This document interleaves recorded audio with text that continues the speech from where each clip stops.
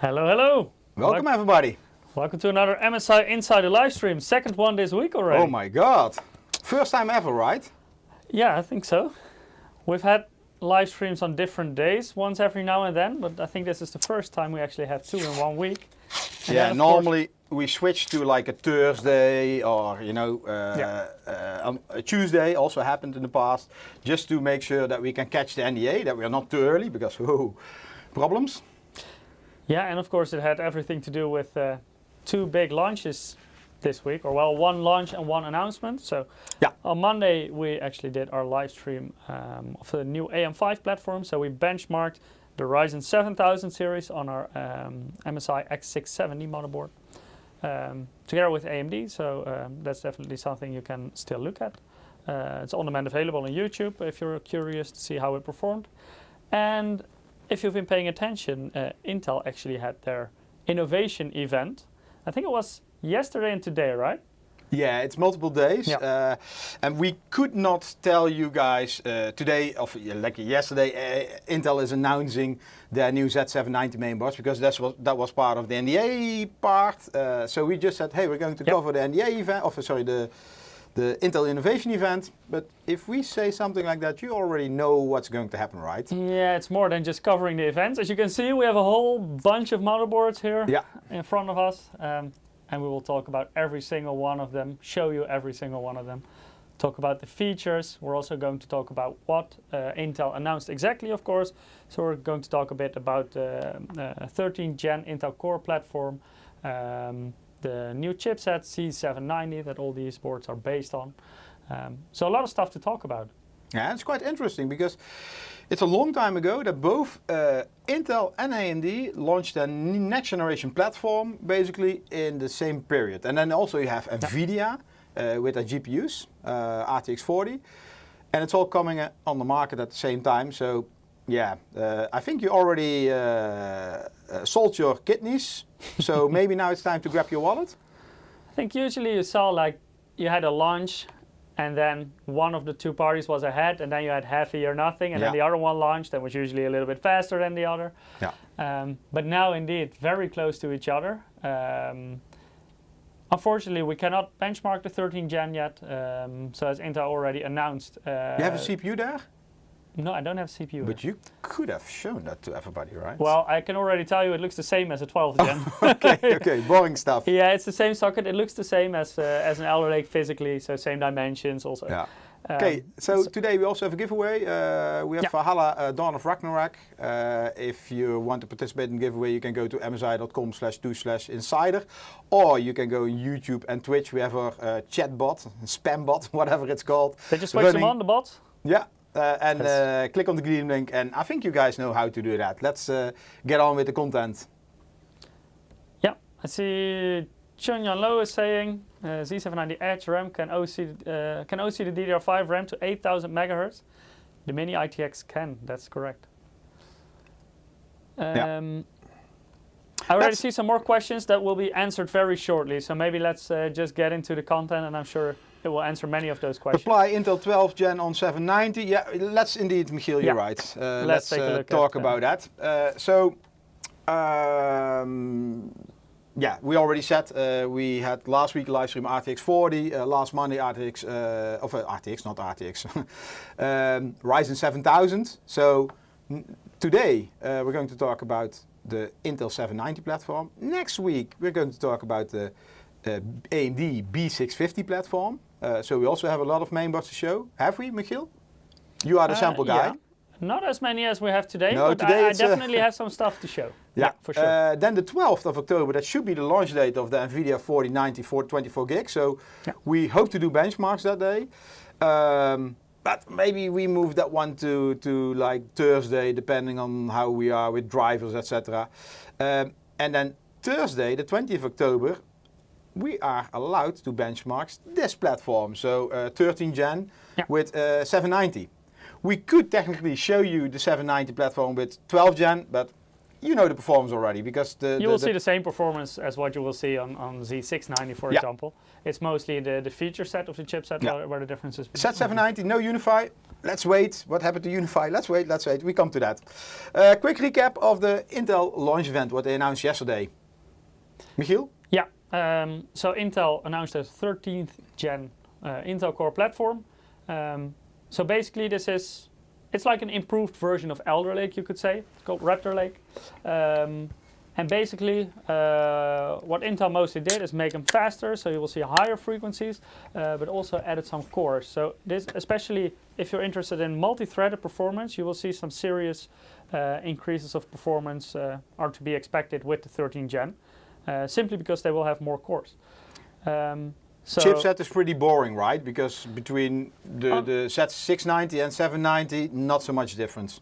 No, the main difference, just comparing the chipsets themselves, is that the Z790 offers more Gen 4 lanes for example, M.2 SSDs or other PCI Express slots, compared to Z690, whereas there were more Gen 3 lanes still.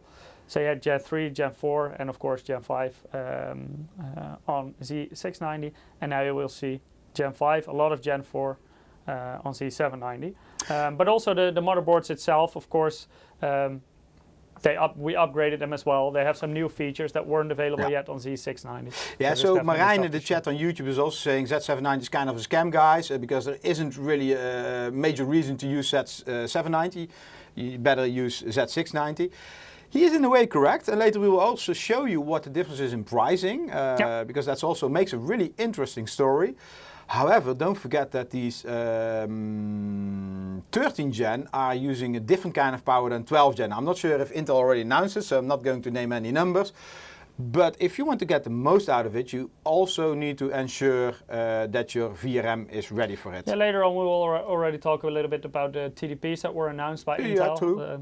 So but that's only part of the story. It's indeed only part of the story. Yeah. So let's talk about the TDPs, Michiel. Yeah, here we have all the different SKUs that were announced by Intel. So basically they announced an i5, an i7 and an i9.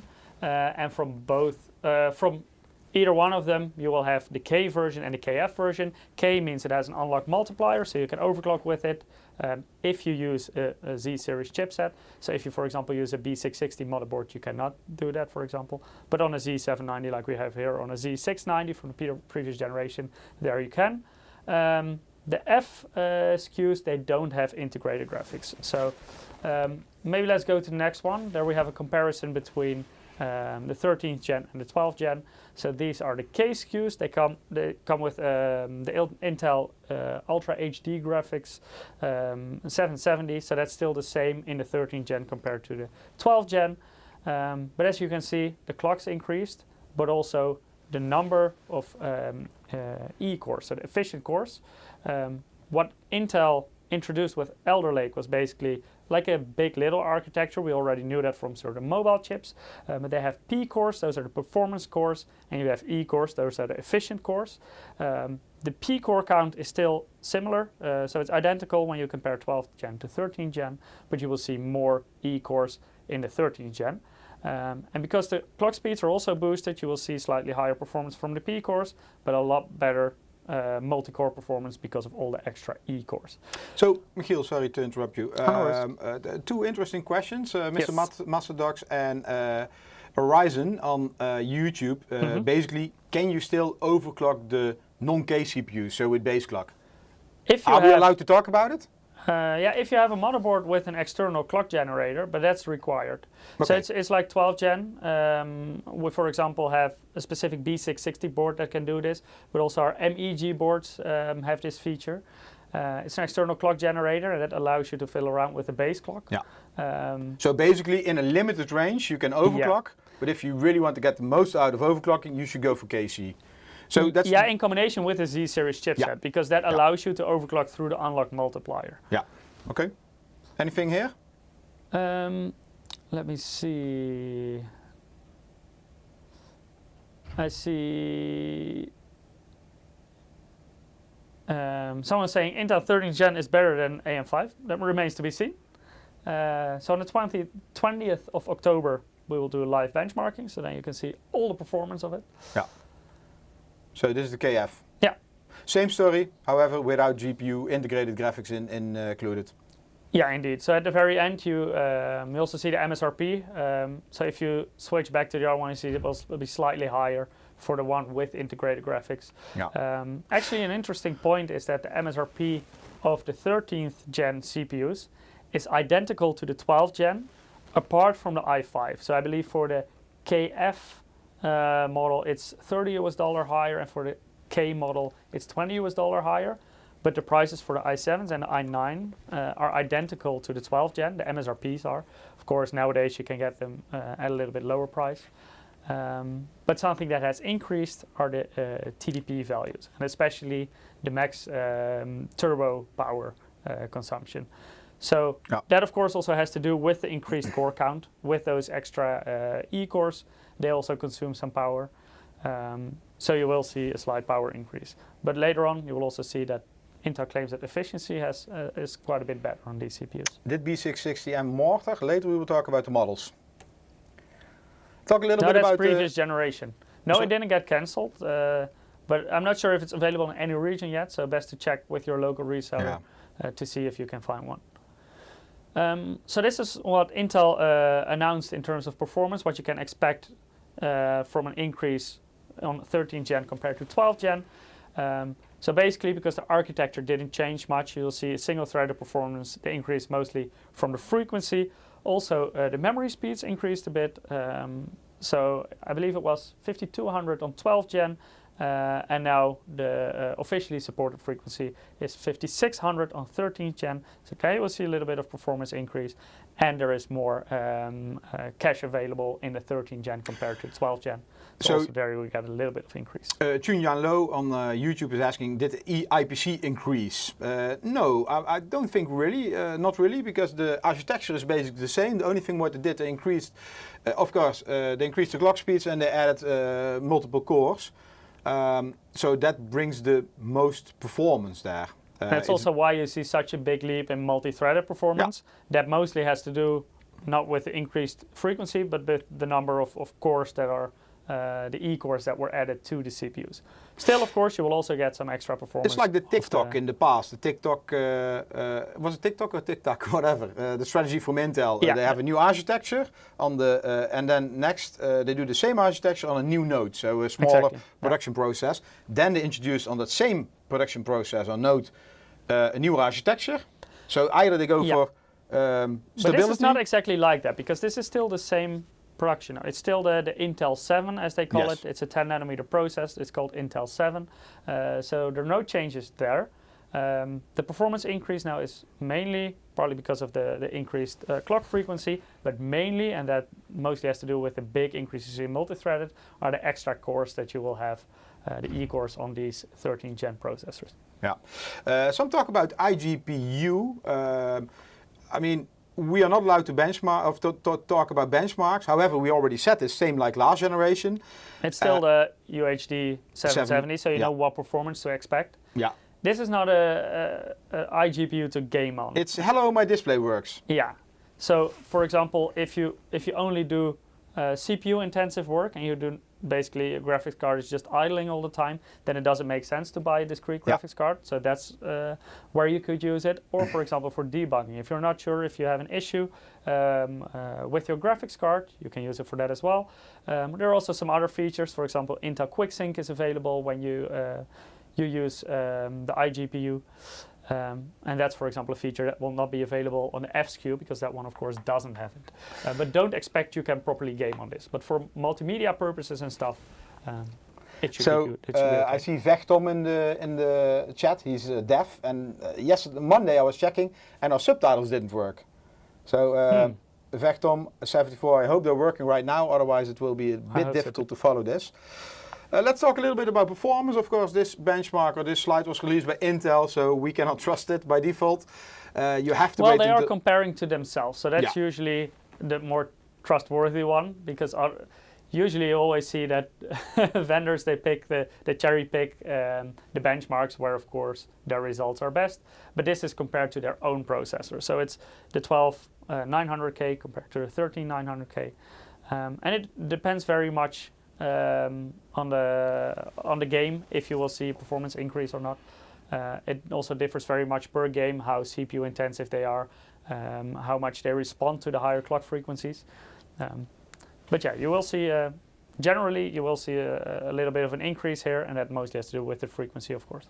Yes, gaming is depending on frequency. This is quite an interesting one. It's about the efficiency of the CPU. And while the CPU will use a lot of power, running on its clock speeds as it's offered, it's quite power efficient, because what Intel is showing here, they say on 65 watts, the performance is actually, you get the same performance as a 12900K. Very important to mention here, though, this is the multi-threaded performance. Yes. And this, of course, has to do with those E-cores, and E-cores are more efficient than P-cores.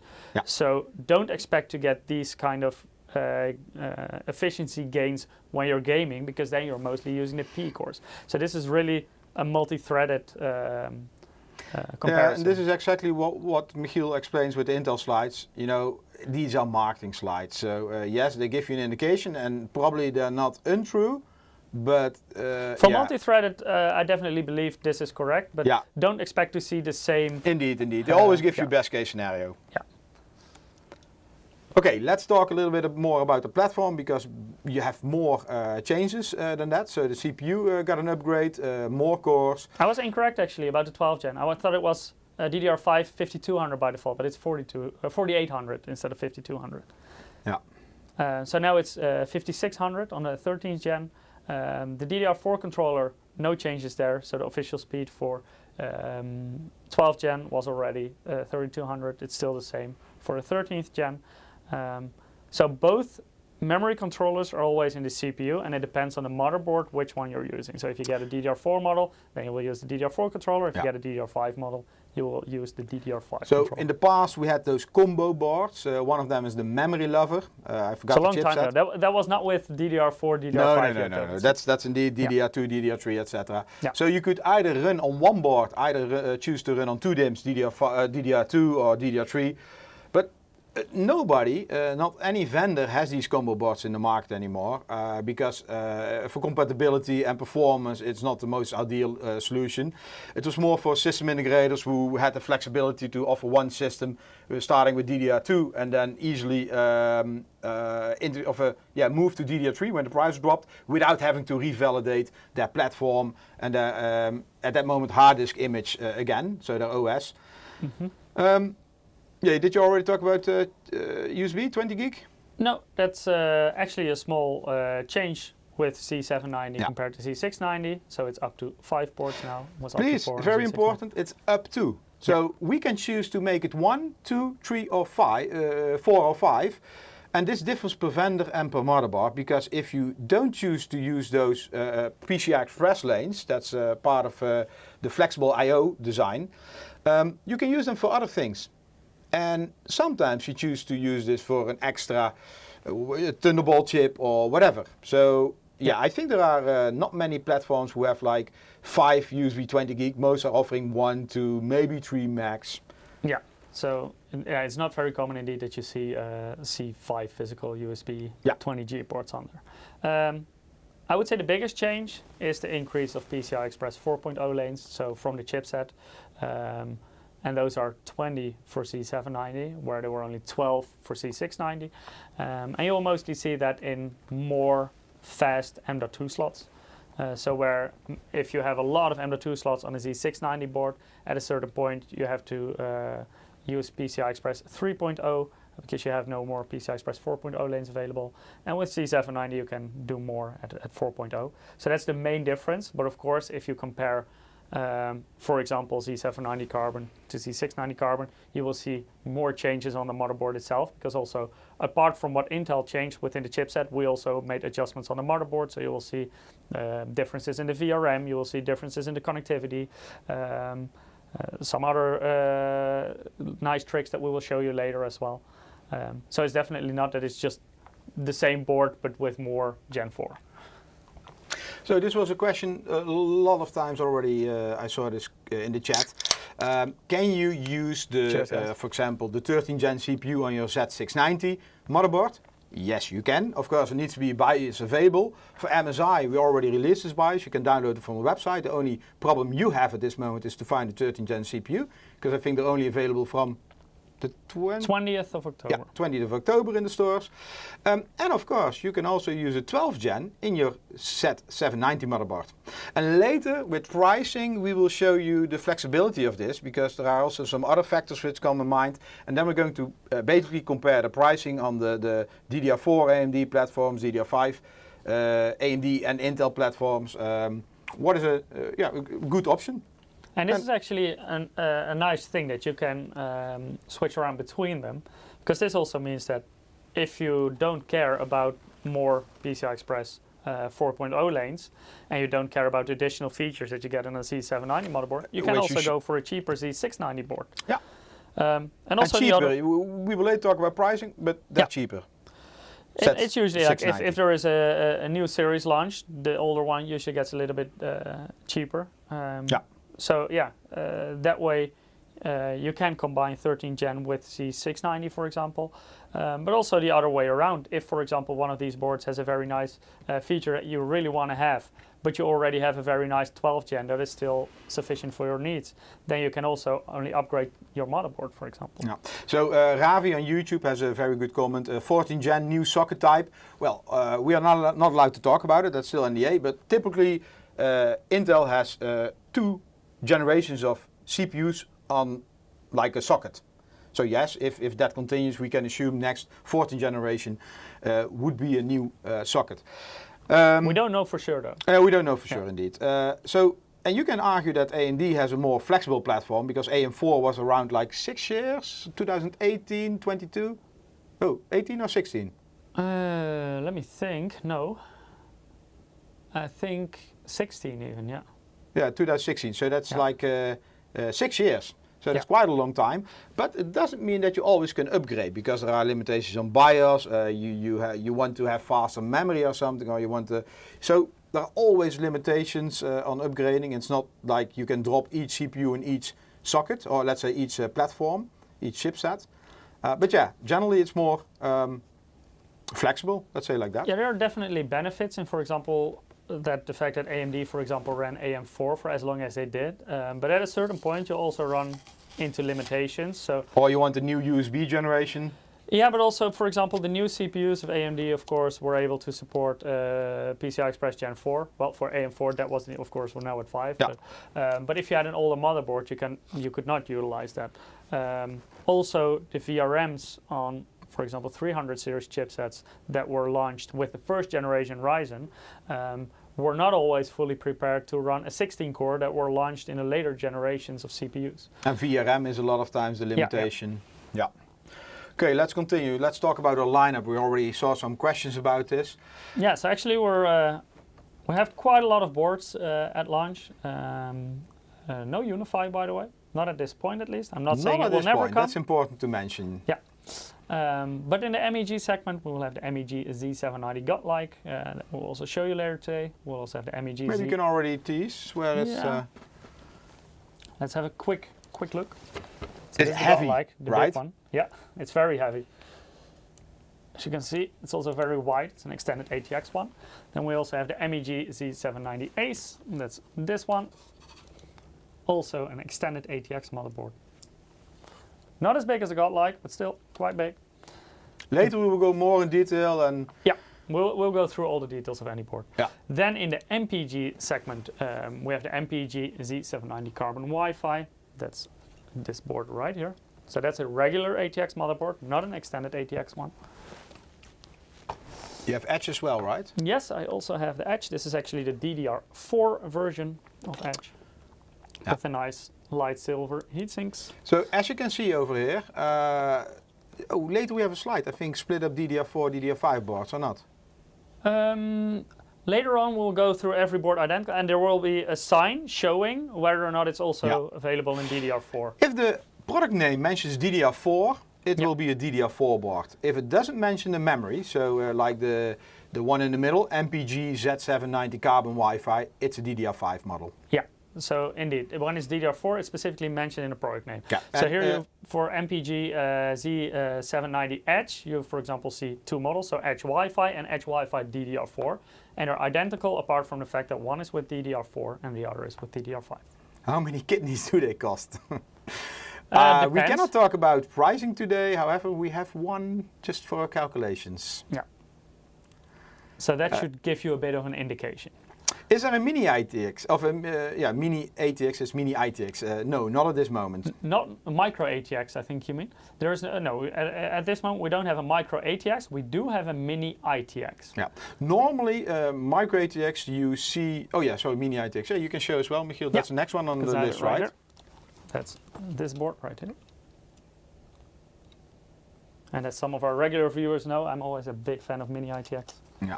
So micro ATX, you typically see that with the more entry-level or mainstream chipsets like the B series. Yeah, we also see in the market that the demand for higher end, so also higher end chipsets like Z790, the demand is a lot bigger for mini ITX than micro ATX. So the high end builders usually tend to go for either ATX or even extended ATX or mini ITX, but micro ATX is not very common there. No. And if you look at the chart regarding DDR4, DDR5, you also see more DDR4 models on the right side, on the Pro mainboards, which are also the more value boards, than on the left side, which are the high-end performance boards, because if you go for high-end, we assume you also go for the 13900K, and we assume you go for DDR5. Yeah. You have more boards to show, Michiel? Yeah, continuing in the MAG series, we have the MAG Z790 Tomahawk Wi-Fi. Always black. one of the most popular models, the Tomahawk. Good price performance. Yeah. This model is also available both DDR4 and DDR5. And then the only difference basically is the memory slots, or all the specs are the same. Yeah, so for Z690, there was actually another difference between the DDR4 and DDR5 boards. So the DDR4 boards came with, if they came with Wi-Fi, they came with Wi-Fi 6, and the DDR5 boards came with Wi-Fi 6E. But now all boards that have Wi-Fi have Wi-Fi 6E. Oh, I see Eric is already sneakily drawing our first winner. I'm watching. Okay, let's continue. So in our Pro segment, so here we have the Dash A Pro non-Wi-Fi. I see some blue over there. Some blue? Oh, that's a protective film. You can remove them, right? Yeah, I can. Wait. Let me see if I can catch it. There we go. Oh, there's more blue. More blue. There we go. So this is the Dash A model. And I see that I have a non-Wi-Fi version. This is interesting, by the way. Let's show in the close-up one. I sometimes get interesting early samples. So this is the non-Wi-Fi version, but it has the Wi-Fi I/O shield. So the Wi-Fi module is missing. Yeah, the Wi-Fi module is not here. Of course, if you get a board in the store, if you don't have a Wi-Fi model, this will be closed. If you do have the Wi-Fi model, you will see the two antenna connections. Let me show you on the Tomahawk, for example. Who regularly watch us, you guys know that we always get engineering boards, and some of them are working, some of them are dead. This is actually a working sample. But just without Wi-Fi. Yeah. So this is the Dash A, and this model also comes in both DDR4 and DDR5. And then we also have the Pro Z790-P, and that one comes in a lot of variations. So you have DDR5 with Wi-Fi, DDR5 without Wi-Fi, DDR4 with Wi-Fi, and DDR4 without Wi-Fi. Yeah. Is the Wi-Fi module hot pluggable? Pachlamia on Twitch. Good question. I mean, it's well. I wouldn't recommend it because it's always hidden underneath the VRM cooling, so you will actually need to remove everything. But I believe it's just like in a regular slot that you will be able to take out. Indeed. Let me see if it's maybe hard to show. I think you can see it through here. So later we'll also go with our mobile cam, because this webcam isn't really the highest quality. Maybe if you look like through this, you may see that there's a small slot, but it will be hard, I think. Yeah, it's too dark. Yeah. Was afraid so. Okay, So that's for the mainboard lineup, and this is what we call the first wave. So after, I don't want to say a month, but after a period there will probably be a second wave with some newer models to either fill some gaps or to have some new innovations on there. Cannot comment on it at this moment. So Silio is asking us, we don't have a micro ATX one, but I think you mean a mini ITX one. Does it come with DDR4 or only DDR5? That one is DDR5. Yeah. You can see it in the product name because it's the MPG Z790i Edge Wi-Fi, and if there is no DDR4 behind it, then it's always a DDR5 board. Okay, time to do the lucky draw. Actually, I already did it. First winner, Michiel. Adroxon, congratulations. You are our first winner. So you win both a game for Assassin's Creed Valhalla and a code for the Dawn of Ragnarok DLC. You can still participate in winning a game code for Valhalla Dawn of Ragnarok. You can go to msi.com/2/insider, or you can on YouTube and Twitch click on the Gleam link, which is spammed by our famous spam bot. Yes. Is it famous? Pricing, yeah, we come to that. No, not really. I mean, we're not allowed to talk about pricing, but I have some calculations to give you an idea what the different platforms will cost. That's for later. Yeah. Okay, let's talk about the improvements you can expect between Z690 compared to Z790. So as I mentioned, the main thing is of course the Gen 4 lanes in the chipset. But on the board itself, we also made some adjustments. We already talked about that 13th gen will be a little bit more power hungry, also because it has more cores. So most boards have an upgraded VRM compared to the previous generation. So meaning, for example, for Godlike, it's going from 20 power stages, 105 amp on the Godlike to 26 on the Z790 Godlike. And for example, for the Pro Z690-A had 14 times 55 amp, and for the Z790 version, that's all the way upgraded to 60 times 80 amp. So that's quite a big upgrade. So that will also mean that the more entry level, as far as you can call Z790 entry level, but the more affordable Z790 models, they will be able to drive quite a lot of power to the CPU.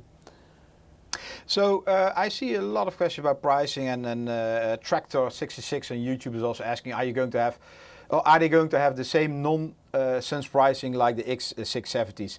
Well, it's a fact that these motherboards are very expensive, and very expensive compared to large generations, and just they cost a lot of money.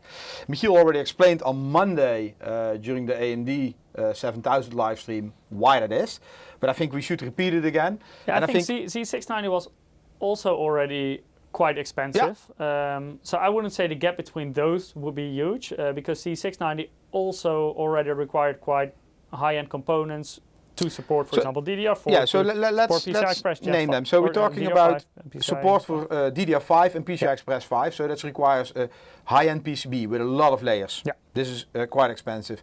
Then, in order to support the CPUs, which both AMD and Intel in the 13th generation and AMD 7000, they can, let's say, boost up to very high clock speeds, meaning they also use a lot of power. And I think there was already a lot of talk about the 95 degree of temperature, the 95, how do you say, Celsius? Degrees Celsius. Yeah, degrees Celsius. Indeed. So basically they're quite power hungry in order to achieve the performance they're offering. And that's also expensive because you need the VRM, the 26 phases plus 2, for example, what you see here, or the 16. So actually you already get 16 plus 180 amp phases, SPS even. So smart power stages on a Pro mainboard, which normally was our entry-level mainboard, and still is. It's a very strong VRM design already on one of the lowest models in the Z790 range. Not only that, shipment costs are still quite high. I think during the COVID pandemic, you saw the container pricing. Everything is shipped from, for example, Shanghai to Europe or the USA or to other harbors in Asia. If you do this by air, it's very expensive, air like an airplane. Probably I told you this before. I remember in the past, the cost, for example, for shipping a notebook by air is like $15 US, and shipping it by sea, by container, is $5 US. So that's a big gap. And this was a long time before COVID, when I was still sales. Maybe, let's say, 10 years ago. That's a very long time ago. Yeah, that's a long time ago. 10 years ago, I think it's even more. Yeah, so these prices increased a lot, especially during COVID. So if you now do something by air, it is only 1 week. If you do by sea, it takes 5 weeks. So we all have to calculate this in the cost. And luckily, the container pricing dropped a lot compared to during the COVID pandemic. And I don't want to say it finished because COVID is still there. So they decreased already, but still they're much more expensive than it used to be. And you have all the supply line issues. Basically, all the components increased in price. I'm not going to say 15 or 25% because there are a lot of different costs involved, which increased. Everything has a different selling price than it used to be. So yeah. It's not only that, it's also like the general quality of the motherboards increased quite a bit. Absolutely, yeah. On the one hand, indeed, the new CPUs require the motherboards to be higher quality, for example, the VRM. But also storage. In the past, you just had a bunch of SATA connectors and it was an external thing. Right now, you have a lot of M.2 slots. They all require cooling. So where, for example, in one of the first generations of Ryzen, you would see a lot of plastic still on the board. Nowadays, it's almost fully metal because they're all heat spreaders also for the M.2 SSDs. Those are all price increasing features that motherboards have nowadays. So and you will indeed see that motherboards nowadays are definitely more expensive than they used to be. And the real question is, do you need it all? Because for sure I can understand, maybe you're not going to overclock, maybe you don't need all the USB connectors. So yeah, maybe we should make an entry-level mainboard without all the fancy stuff. But yeah, then the question, at this moment we don't see a market for it. If you still want to have the 13 gen performance and you're not going to overclock, you can also put this on a B660 motherboard. Of course, if you go for the highest Q processor, if you go for an i9, make sure to go for a very high-end B660 because you want that VRM to be strong enough. But you can combine those two. And also B-series chipsets on Intel nowadays support memory overclocking. So if you just care about that CPU performance and you don't care about overclocking or all the features around it, you can combine it with, for example, a B660 board to save some cost, or go for DDR4 to save some cost. Michiel, I think you touched everything in this slide, right? Yeah, I already mentioned before, so the Wi-Fi is always, if there is Wi-Fi on these boards, there are a few models without, but if there is Wi-Fi on it, it's always Wi-Fi 6E, so it does support the 6 GHz frequency band. Intel also, Wi-Fi. Intel Wi-Fi 6E. No Realtek solutions. No, Intel Wi-Fi 6E indeed. So that also goes for the DDR4 models. M.2, so there's one more in this generation. On Godlike, for example, we have 7.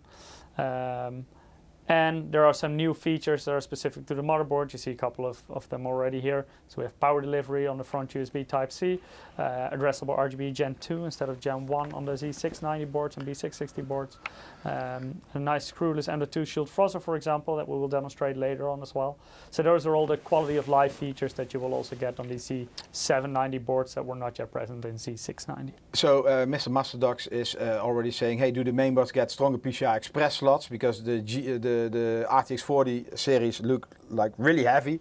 Actually, they already have stronger PCI Express slots, but I don't think it's enough for RTX 40 because at least 4090, it's really heavy. It's really heavy. So that's why we have support brackets with most of those models. For the very big ones, yeah. Yeah, indeed. And most times, I mean, it's not really a big problem if you have them just at home, but especially if you're going to move around. Yeah, it's like a LAN party or something. It's a lot of weight you are carrying. Yeah, and also it's not just damaging the PCI Express slot, but I think you will sooner damage the graphics card in the PCI Express slot because these already have steel armor reinforcement. Even the Pro model, for example, in front of me already has that. So that's already quite tough. But yeah, of course, the card itself also. Be careful with it, especially during transport. So E9K on Twitch is saying that Z790 is a bit of a disappointment compared to X670. Well, they have a different approach. It's basically indeed the same thing as Z690. They only increased a few small things. What AMD did, they basically had a B650 chipset and they put 2 on it, so all the ports doubled. But on the other hand, what is missing? I mean, what do you want more on it? I also think Intel already upgraded quite a few things with Z690. So going to Alder Lake, you already had the possibility for DDR5 and PCI Express Gen 5. AMD didn't have that yet on AM4, so the step for AMD was always going to be bigger comparing the 500 series on AMD to the 600 series motherboards. Also because previous chipset was already a long time on the market. Yeah. Pre-COVID. So yeah, and you can view it from both sides. So yeah, the step for AMD is bigger. Intel at this point gives you a little bit more flexibility, also because of offering both DDR4 and DDR5 options. And it will also very much depend on your use case what will be the best choice. So that's something that you will have to decide for yourself. Is Intel or AMD going to be the right choice for me? And also, for example, if you're going with Intel, do I want to go with a DDR4, DDR5? Do I want to go with maybe even B660 you can combine it with?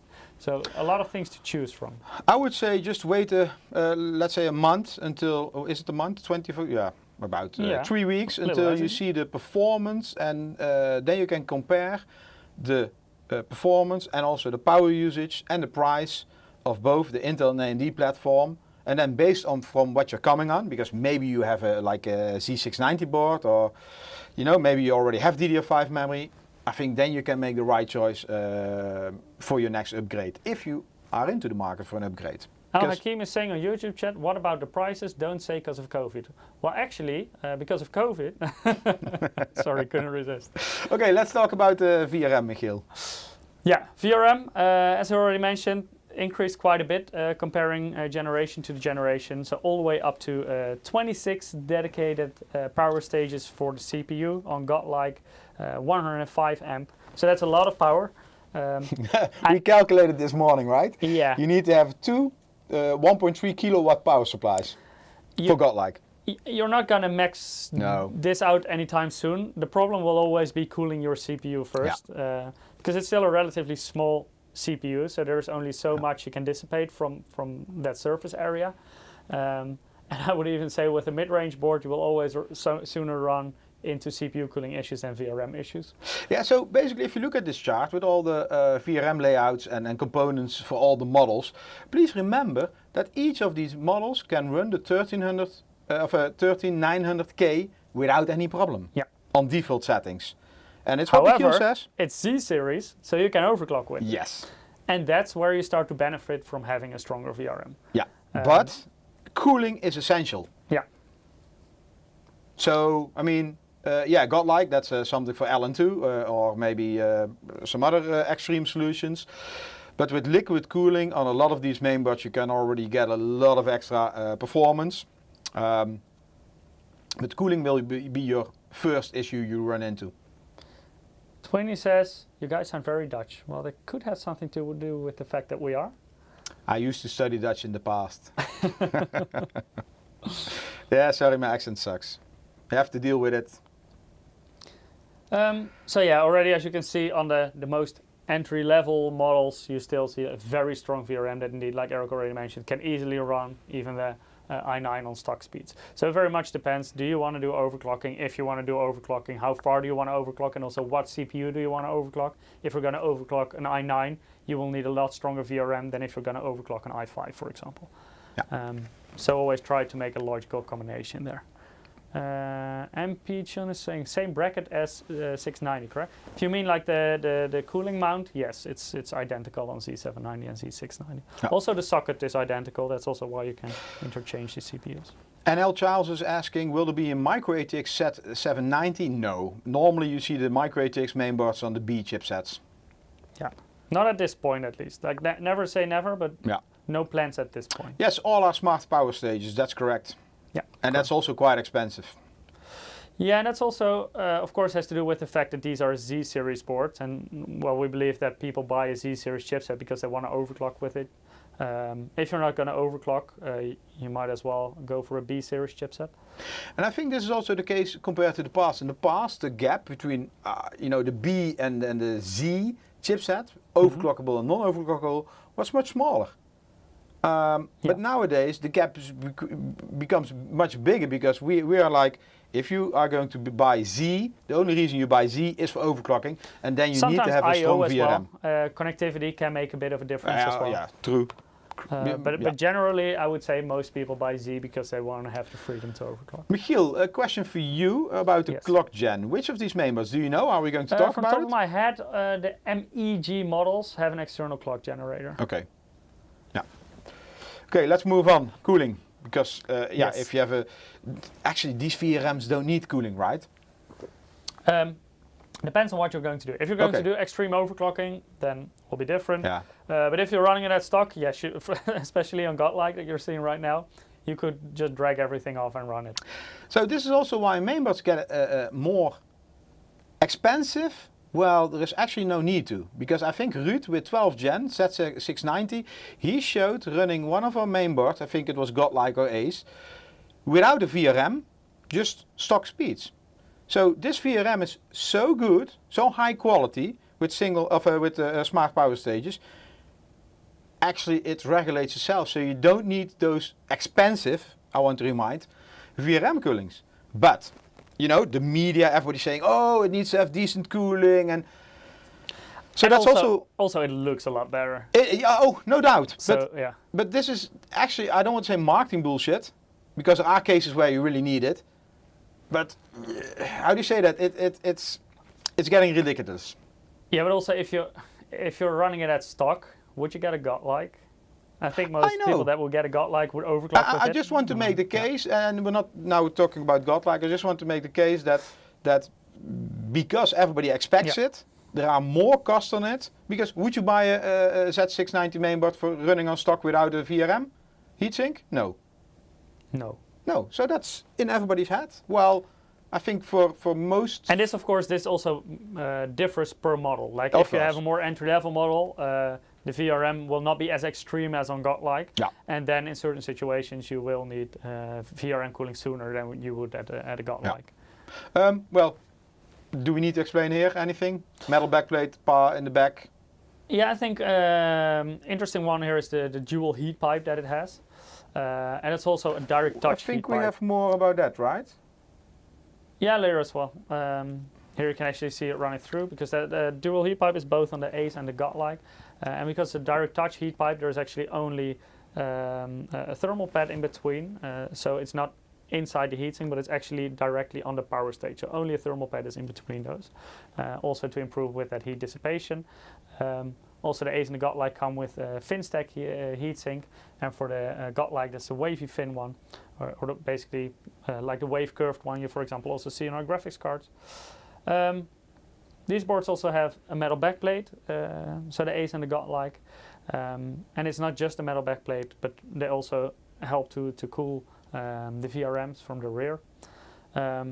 We also have choke pads. Maybe that's something that I can quickly show you up close. You are making Pagla Mia happy because saying, wait, did you show Godlike? Yeah, I think you can, Michiel, right? Oh, we're going to do that? Yeah, I'm going to show you up close right here. So here you see the chokes, and chokes themselves, they don't... Are we still there? I'm still here. I think the camera is stuck. The mobile camera is always an issue. Let me quickly grab this one because it's lighter, it also has choke pads.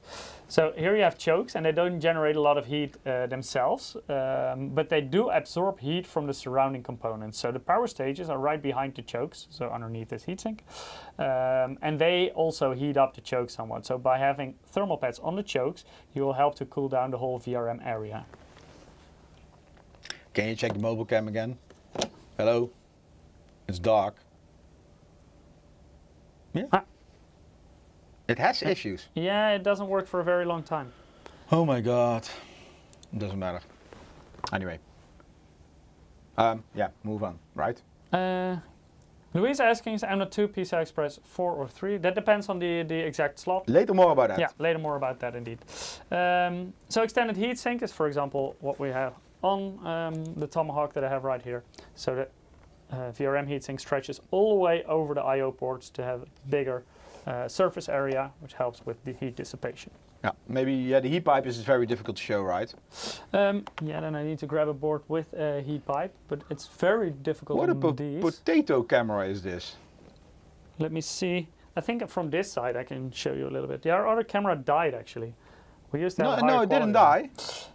You can see it underneath, like behind this. You can see And maybe the from heat top, pipe running. between Yeah, the two. it's very hard because it's like a 2 millimeter gap. Yeah, See, no, it's you very cannot. very close. And godlike, maybe it's same issue. Yeah, I think they're all pretty hard to see. Maybe Ace. It's also not a very wide gap, but you can see it running in between there. Yeah. Anyway, so we still have the pictures to show you. Yeah, so on Ace there are actually two heat pipes hidden in there. Yeah. Then, before we go to this one, I want to show you one more thing, and that's... Mini ITX, I'm 100% sure. Let's wait for it. Hey, the Mini ITX. Yeah, No one expected you're really that one, a right? Mini ITX nerd. So, this one actually has the Frozr heatsink design, so there is a small fan in here. It's actually semi-passive, so it only runs if it actually needs to. And this has to do with the fact that usually you run this in a very small case, and some Mini ITX cases are very, very small. So you do not always have enough airflow around it to properly cool the VRM, so then this fan can help, but if it doesn't have to, it will not spin. So it has zero Frozr technology for that. You see, Wraith also appreciated. Says it is so cute. Yeah. It is, right? I'm just afraid if you take one, you start rambling Oh, for I can 2 fill hours. the whole live stream Yeah, I know. just I that know, Mini I ITX know. motherboard. That's No why worries. I worry. So yeah, these boards all support PCI Express Gen 5, and also many of these boards support DDR5. And to support those standards, you need a very good signal quality on your motherboard, and that is very closely related to the quality of the PCB and also the number of layers on the PCB. So you will generally see a lot of layers on all of these motherboards. Do you still have on Godlike the numbers of layers in a corner? We used to have, remember? Oof. Let me see. I don't think we do. No, not that I can see. Maybe we should add that again. So in the past, we had for each layer like the transparent part, so you could see inside through the PCB the different number of layers. No, but I don't see it in this Useless but funny. one. So for Mini ITX, of course, you have a very small area, so it's harder to get all the traces in there, and that's also why they have more layers, because you need the space for the tracing. That's why it's a 12-layer PCB on that one. Also, because it has a 12-layer PCB and it only has 2 DIMM slots, this one can achieve insane memory frequencies compared to when you have fewer layers and more memory slots. Ace Godlike and Carbon, they all are 8-layer PCBs, still IT170 server grade, so still very high quality. Also 2-ounce thickened copper to help with the cooling of the components on there. And then Edge, Tomahawk, and the Pro motherboards are 6-layer PCBs. So all these boards come with PCI Express Gen 5 slots, or even the Pro models. And they also come with steel armor reinforcement, so that's what we're just talking about with if you have a very heavy graphics card, this is able to support it much better than when you have a regular slot like And maybe this. there's a misunderstanding, because this steel reinforced slot will not help you, that the VJ card will not bend, because that has to do with the heaviness of all the components, the cooler which is screwed onto the PCB, the VJ PCB. Yeah, for that you need a good anti-bending strap on the graphics card. Yeah. However, it will prevent that your slot breaks from your motherboard. And that's what we saw some generation ago. VJ cards were quite heavy. And then you had some cases where the VJ card was, with the slot broken out of the PCB. Not good. Another interesting thing, what you will see with both PCI Express Gen 5, but also DDR5, is SMT soldering. And so, for example, here is the PCI Express slot. You don't see the pins anymore that you used to see in previous generation. And also behind the memory slots, you used to have a lot of solder points. You still see that on DDR4. So I can show you, for example, the Tomahawk DDR4 that I have right here. So this one also has a Gen 5 PCI Express slot. So you Proof don't have that a it's soldering sharp. point.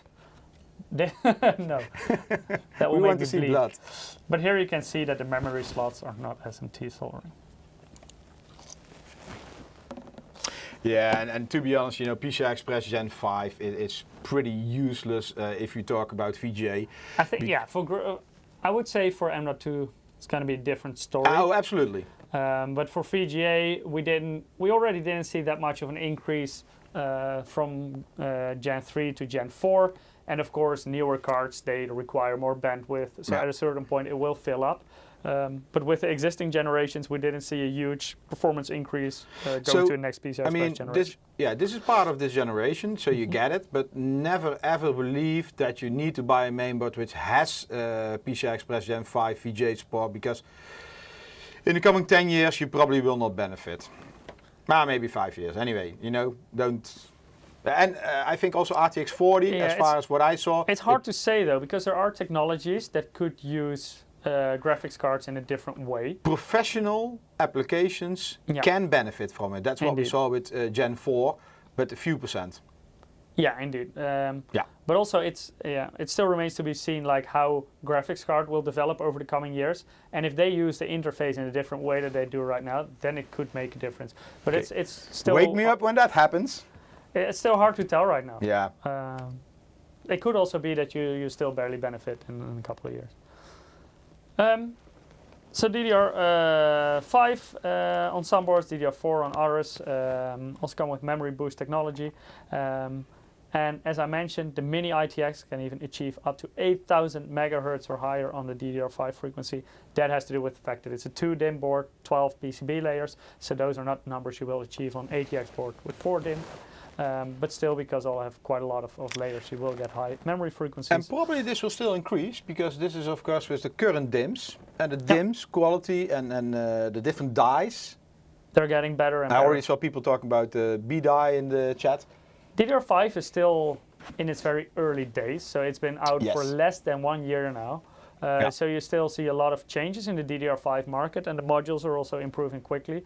We're already getting much faster modules nowadays than we did half a year ago, for example. And more importantly, for a more affordable price. More affordable price as well. Absolutely. Still more expensive than DDR4, but definitely not close to as expensive as it was at the end of 2022. Yeah, so in the past, let's say in the past, maybe last year, if you were talking about DDR4 3600 versus DDR5 5400 or something, you know, you didn't have any speed benefit, you only had cost disadvantage. Also, the latency was higher then. Latencies are lowering.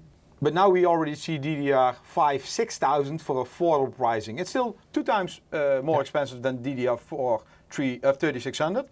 But you know, you get a speed benefit. I already see them at like CL30, whereas like the very early modules you had DDR5 4800 at CL40. Yeah. So that's quite a big difference between those. Of course, there is also a price difference between those two, and always have a close look at what you do with it if you benefit from it. Because in certain situations, if you do like a lot of rendering stuff, you will benefit more from having more RAM rather than faster RAM. For gaming, on the other hand, certain games benefit quite well from it. Others don't care at all, but there are definitely games that benefit from faster memory or tighter memory timings. So Alvin on YouTube is asking, DDR5 is really expensive or cheap? Well, actually, a new memory technology in the market will always be more expensive because there is less volume.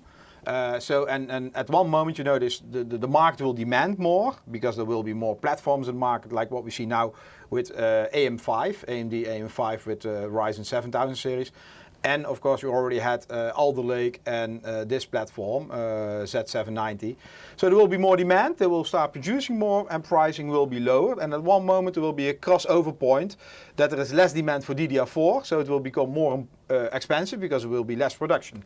Yeah. And so price for DDR4 will eventually go up, price for DDR5 will come down. Yeah, indeed. But the benefit is there is a lot of second-hand DDR4 or DDR3 for that matter in the market. So that should not be a big issue.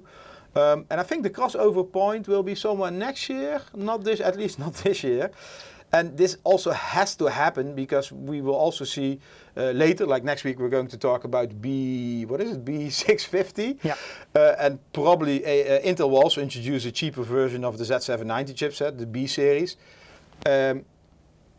with DDR5, this will be pretty expensive at this moment. So with a cheaper CPU, a cheaper mainboard, a cheaper chipset, you also have to use cheaper memory in order to keep the platform cost affordable. Like especially for the new AMD AM5 platform, that's fully DDR5. You don't have a choice for DDR4. So for that platform especially, it is important that prices come down. But also because it's fully DDR5, demand for DDR5 will go up. Usually also meaning there will be more mass production of DDR5, so there will be more focus on it. I'm going to give away, you keep talking. Can you go to the next one in the meanwhile? Sure. Next slide. So memory support then is something we have on our MEG series, so the Ace and the Godlike, both those models come with a huge backplate. Let me quickly turn this one around. So this is the Godlike. You see a very big backplate, and this is do you need help lifting it? Yeah, it is actually quite hard to lift it. It's a very heavy motherboard. We need to fix a scale for when we're going to benchmark this. Indeed. Actually, this part helps to support the DDR5 slots as well. So if you press down your memory, and this is, if you do it properly, and if you don't force anything, it shouldn't be an issue on any board. If you're Eric, it's an issue. Yeah, then it may also be an issue on this one. But for most other people, it should be okay. But this is just to be a little bit more secure that you don't damage the board. But if you install it properly, there shouldn't be issues on any board. Michiel, how are we on time? Because you know how many content we still have. We're half now. How late do you have to be home? No. I mean, I'm just... Okay, let's quickly do the giveaway. Next winner is Ja. Congratulations, Ja. You won it with a loyalty bonus. Same as Is this the alter ego of Ja? No. He lives somewhere else. If you want to participate in the giveaway for Valhalla Dawn of Ragnarok, you can go to msi.com/2/insider or on YouTube and Twitch. You can click on the Gleam link and participate. And we continue. Yes. Ooh, overclocking memory. Memory overclocking, and I think this is an interesting one because last Monday we of course talked about AMD and X670, and AMD with their AM5 platform they also introduced AMD Expo. And AMD Expo is basically the counterpart of AMD towards Intel XMP. So XMP is extreme memory profile from Intel. Expo is what was it? What did it stand for? I think extreme profiles for overclocking? Yes, it doesn't matter. Yeah. Just special memory profiles. Yeah. I'm going to Google it for you. Yeah, I think it was like extreme profiles for overclocking, I believe. But basically what it does is with a single... Extended profiles for overclocking. Yeah. Basically what it does is that with a single click you load a complete memory profile specifically targeted at your memory modules because those are stored inside your modules, and it will preload essentially what the modules can do. So you will automatically clock them at a certain frequency, but it also, for example, increases the voltage. So it's a very easy way of getting a lot more performance out of your memory. So XMP has already been around for a long time. Now AMD also has their Expo technology, and on AMD boards we already had a XMP for a while, meaning you could use Intel XMP profiles on AMD motherboards. Now we also have it the other way around. It's called iExpo. That basically means you can also use Expo profiles on Intel motherboards. So if you happen to have an Expo kit and you don't have any XMP profiles, you can also use that Expo profile with your Intel motherboard and Intel CPU. It means it works, but of course with the XMP profile you get the most performance out of your Intel platform, and I especially know XMP AMD is also verified by Intel. Yeah. So if you want to be sure, of course, the most logical thing is always to combine an XMP kit with Intel and an Expo kit with AMD. There are also combination kits actually that have both XMP and Expo profiles. One thing to note here though, I believe if you have an XMP or if you have a kit that has an Expo profile, the XMP profiles are not officially verified by Intel from what I understood. So that would be the only difference there. Yeah, they will only verify the XMP only DIMMs. Exactly. So not the combo ones. Yeah. Yeah. Also, this generation, like previous generations, would offer memory triad. We should do a live stream with maybe Top PC or in-house overclocking about memory triad. It's such an advanced feature to increase your memory performance. Yeah. But advanced means we don't know shit about it. And this is also more if you want to clock further than that XMP profile. So Yeah. if you really want to overclock beyond the rated frequency for that specific memory kit. And 2019 we did a live stream from Taiwan, where our HQ is based. Michiel and I were there, and then we also talked with our memory validation team. So there we explained a little bit how, you know, the overclocking and the validation of all those kits you find on the website in the QVL, the qualified vendor list, how that works. Quite interesting.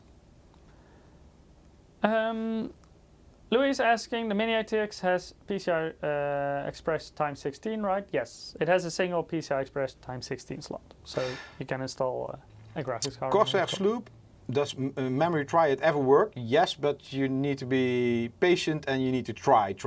It doesn't do anything for you. You need to try. And it's also a feature, it's a trial and error kind of feature indeed.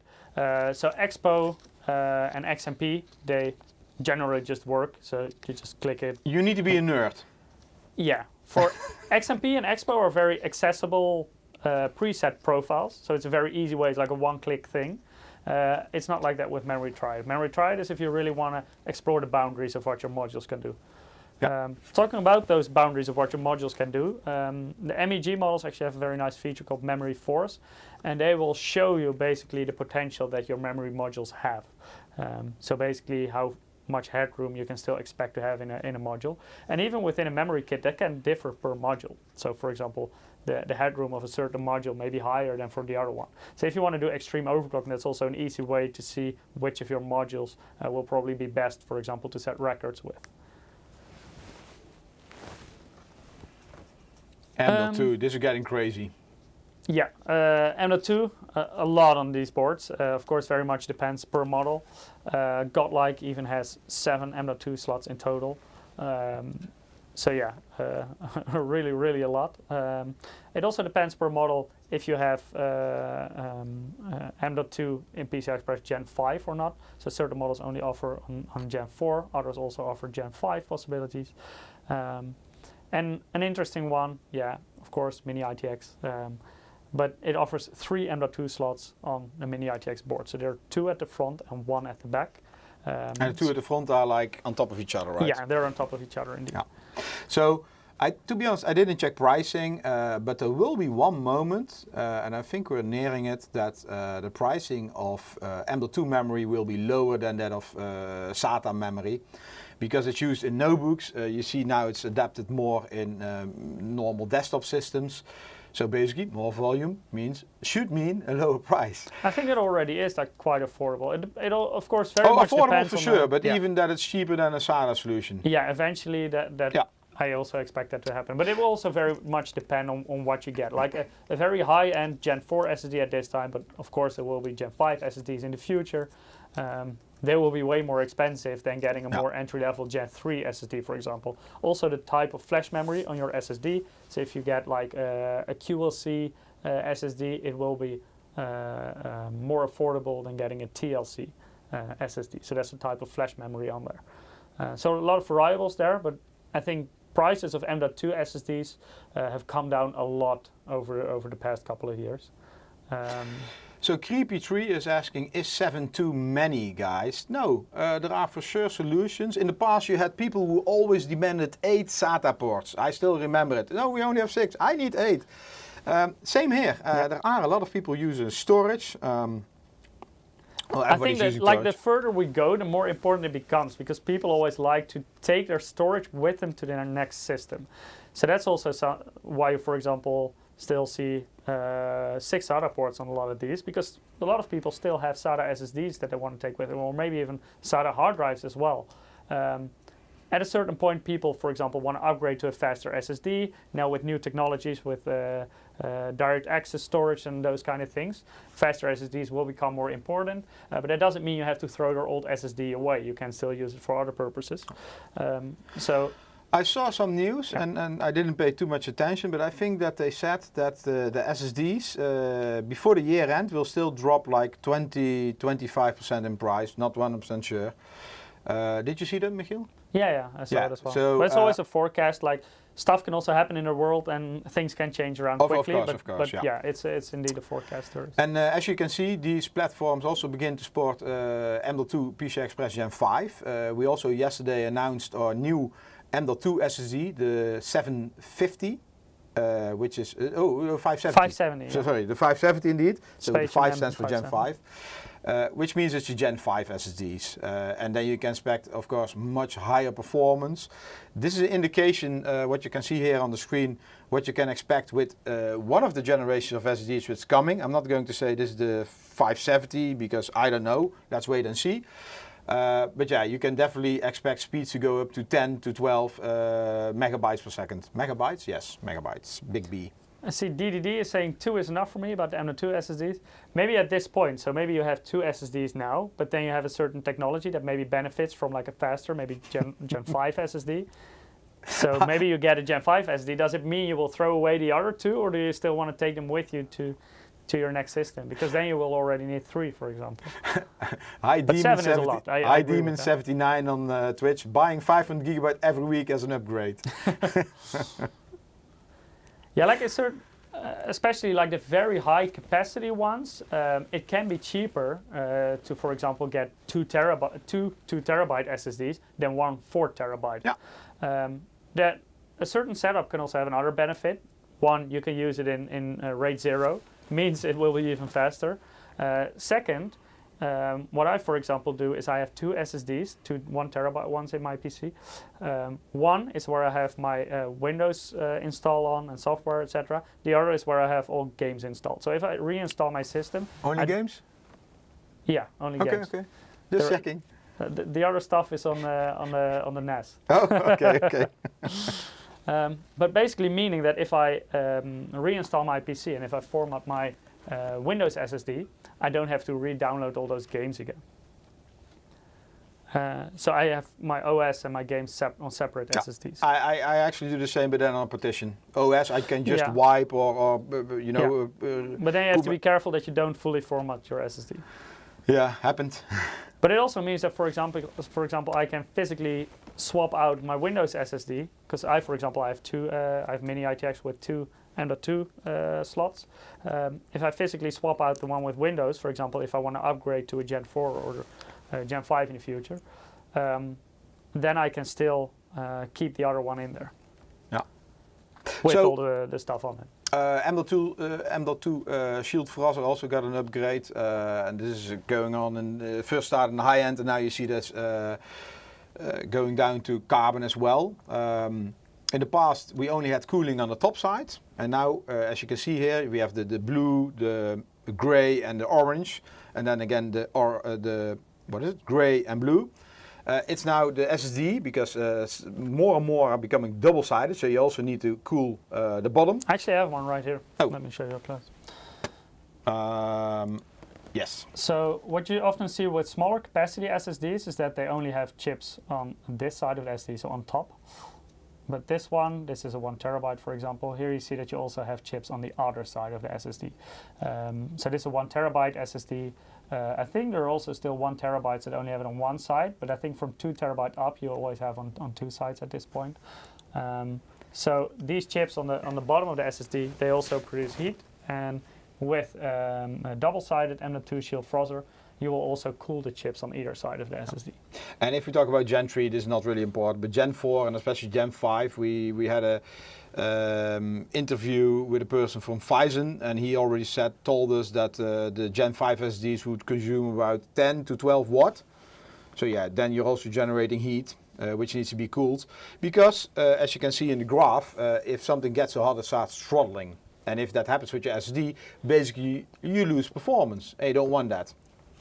So that's what this solution is helping for.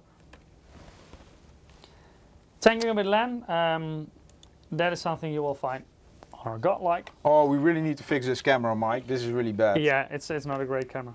So the second one actually has dual LAN, so you get both the 2.5 gigabit right. What's the blue thing? And the 10 gigabit right there. That's a peel-off thing. Oh, okay. There we go. Better? What actually happened to... Oh, I forgot to take the last part off. That's better. there we go. So both 2.5 gigabit and 10 gigabit LAN.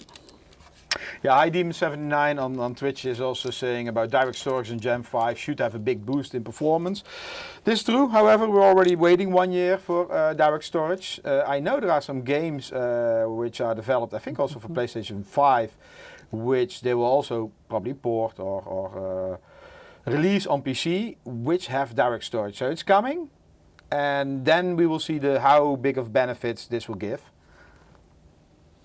Let me quickly show you Ace as well. This one also has dual LAN, but in this situation it's 2 times 2.5 gigabit per second. Yeah. Wi-Fi. Can you show a board with Wi-Fi? Yes, I can. Let me get rid of all the peel-offs. Whereas actually, what if I disable focus? Would that be any better? No, I think it should autofocus. I think it's but better to have autofocus, otherwise it's even worse. So, Wi-Fi. What did you want to say about Wi-Fi, Eric? All come with Intel Wi-Fi 6E. Yeah, the boards with Wi-Fi. There are also models, especially in Pro range, that come without Wi-Fi. But indeed, the models with Wi-Fi all have Wi-Fi 6E. Yeah, and then Thunderbolt we haven't got like an Ace. Yeah, let me show you as well. Does anyone still use 7.1 analog audio? Yes, me. No, actually. No, not anymore. Giel, any comment on that? 7.1 analog audio? I personally don't use it. I use the digital one, the SPDIF. Yeah, right. Same here. This board is so heavy. Almost slipped out of my hand. That's the one I use. But yeah, you have both options on this board. Yeah. Also, nowadays HDMI is becoming more and more common to transfer audio over. Okay, so Thunderbolt. So this one has Thunderbolt 4. Comes right also there. with USB 4, of course. Those are 2 Type Cs right there. Yeah. So there is another Type C there. That's not a Thunderbolt one. It's these two.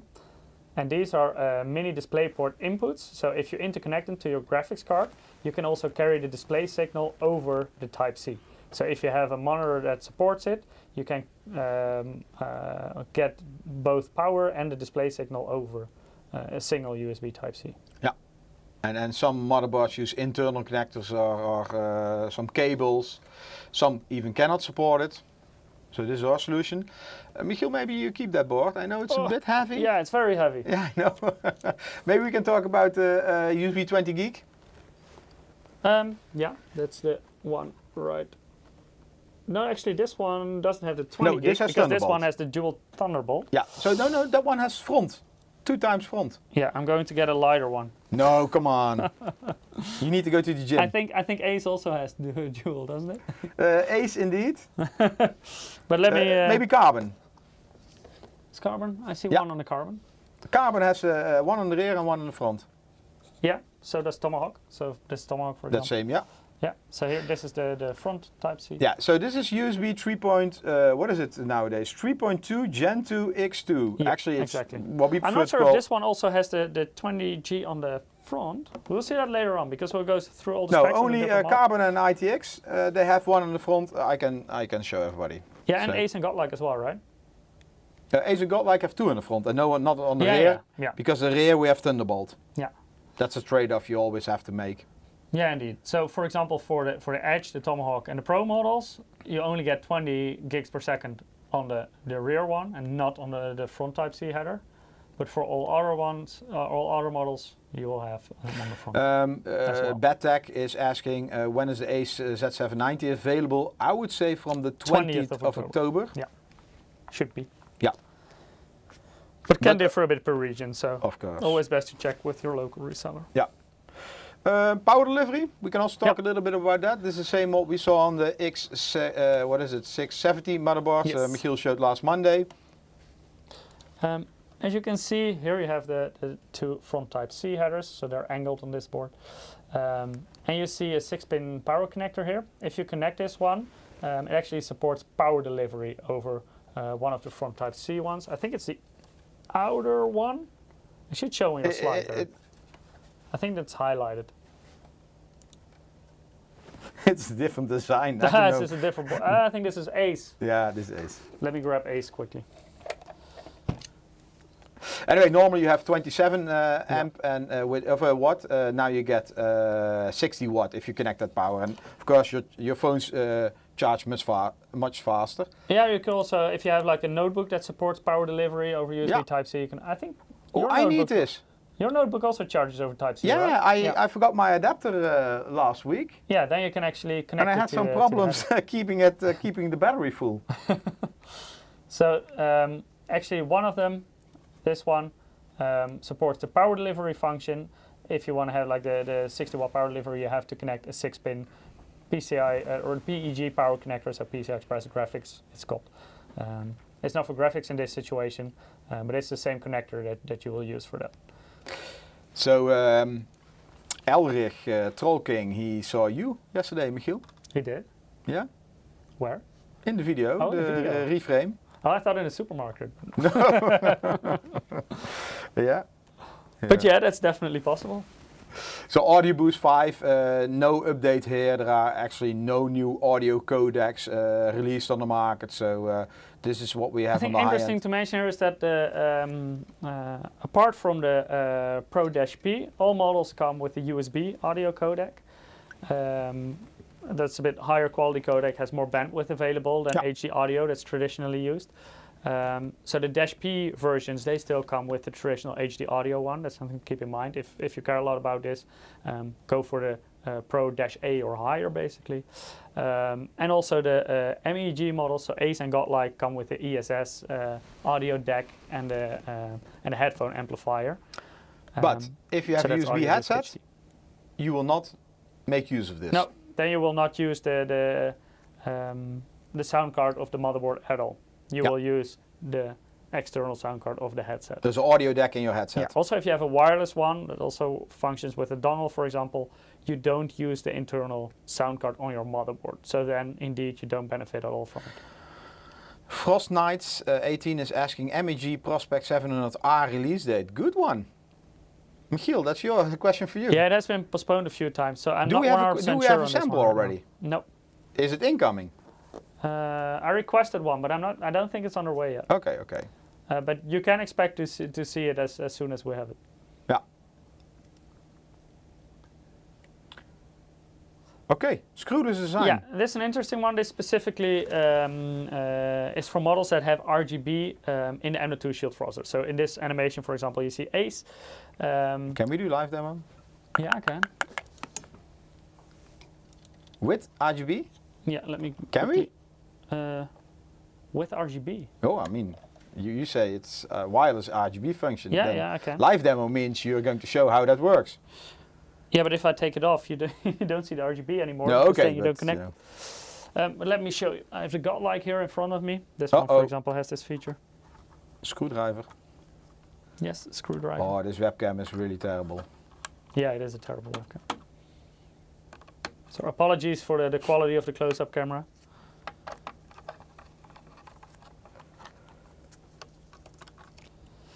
So if I take this off, you actually see there is a magnetic connector right here.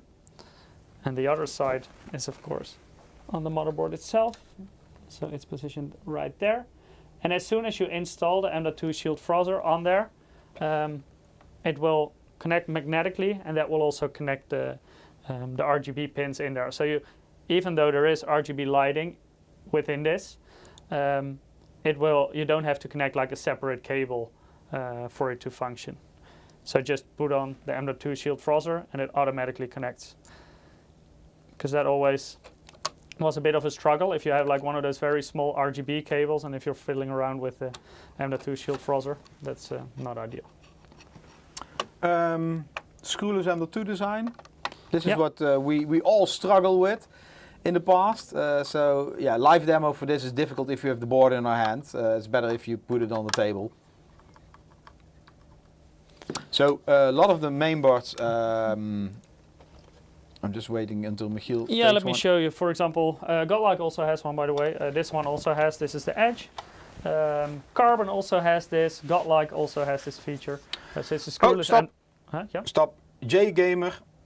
Does RGB increase system latency? I think first time here. It increases your FPS. You know that, right? Yes. RGB gives it more gives FPS. you more FPS. Yeah. First time here, It's I'm sure. scientifically proven, right, Eric? Yeah, we benchmark it each week. Yeah. Except today. It's like RGB on, 50% more FPS. Yeah, at least. amazing. Yeah. I understand that we're not serious. Good. Too bad. Does RGB increase system latency? No. No. It's just some power to light some RGB. Yeah, but they're LEDs, LED. so they're also power efficient. Yeah. So this is, for example, a screwless M.2 shield frozzer one. It has difficulties with how light the motherboard is. Yeah. I like the design of this one, but it's indeed. It looks nice, but especially with the studio lights, if I angle it a bit, it's a bit easier for it. This, that's. Yeah. But then it reflects the green screen a bit, you see. So this is actually a very cool thing. I think if you press this down, you can actually take it off without any screws. So you see there are no screws in here. This is what it looks like. So this is a thermal pad. There is a protective film that, of course, you have to take off when you install an SSD. And with the easy M.2 clip that is hidden right so there. Michiel, this is silver, right? Not white. No, this is like very light silver, very bright. Yeah. But it is silver, it's not white. I think this is easier to see. So if you have an SSD, you can just put it in there, put it down. Then with the easy M.2 clip, you can fix it. So it's mobile installed. webcam working? Yeah, I think it should be. I hope at least. You see, so this is the easy M.2 clip. So when I, then it goes. Yeah, so we already complained long time, I think 3-4 years ago to HQ. You know, M.2, it's a very nice solution because you get very high speeds. The SSDs are very small. The problem is the screw. You always lose a screw. They're very tiny screws. I'm sure you know what I'm talking about. So can we have a toolless lock? And that's what they came up with. Yeah. So they can right lock in the SSD without having any screw there. Just open it up, it pops out. And then, of course, nowadays we have the heat sinks. There are also a lot of variations of the heat sinks. You have heat sinks with screws. They can fall out. You can lose them. You have SSDs with screws which stay in there. And now this is the latest iteration. It's a heatsink. We did this SSD. Anyway, heatsink. M.2 SSD heatsink, which is screwless. So Mike, maybe you can show again in this camera, or it's too difficult? Let me indeed put this down, then I can show you. Yeah. This is the M.2 Shield Frozzer heatsink, and also this, you don't need any screws. You just put it in here, then you click it down right here, and it's installed. So you don't need a screwdriver. I do have one right here, but I don't need it in order to install it. So both the SSD and the heatsink you can install without a screwdriver. I think it's a very neat feature that will save a lot of frustration for many people.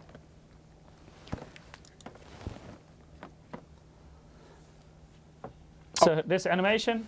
Better than what Mike showed you. Yeah, it's easier to see. So you press it, opens up. This is also, for example, on the AMD X670 board. So if you've watched that live stream on Monday, you've seen this animation. You know how it works. That's not an MSI SSD. Maybe it is without the sticker. Yeah.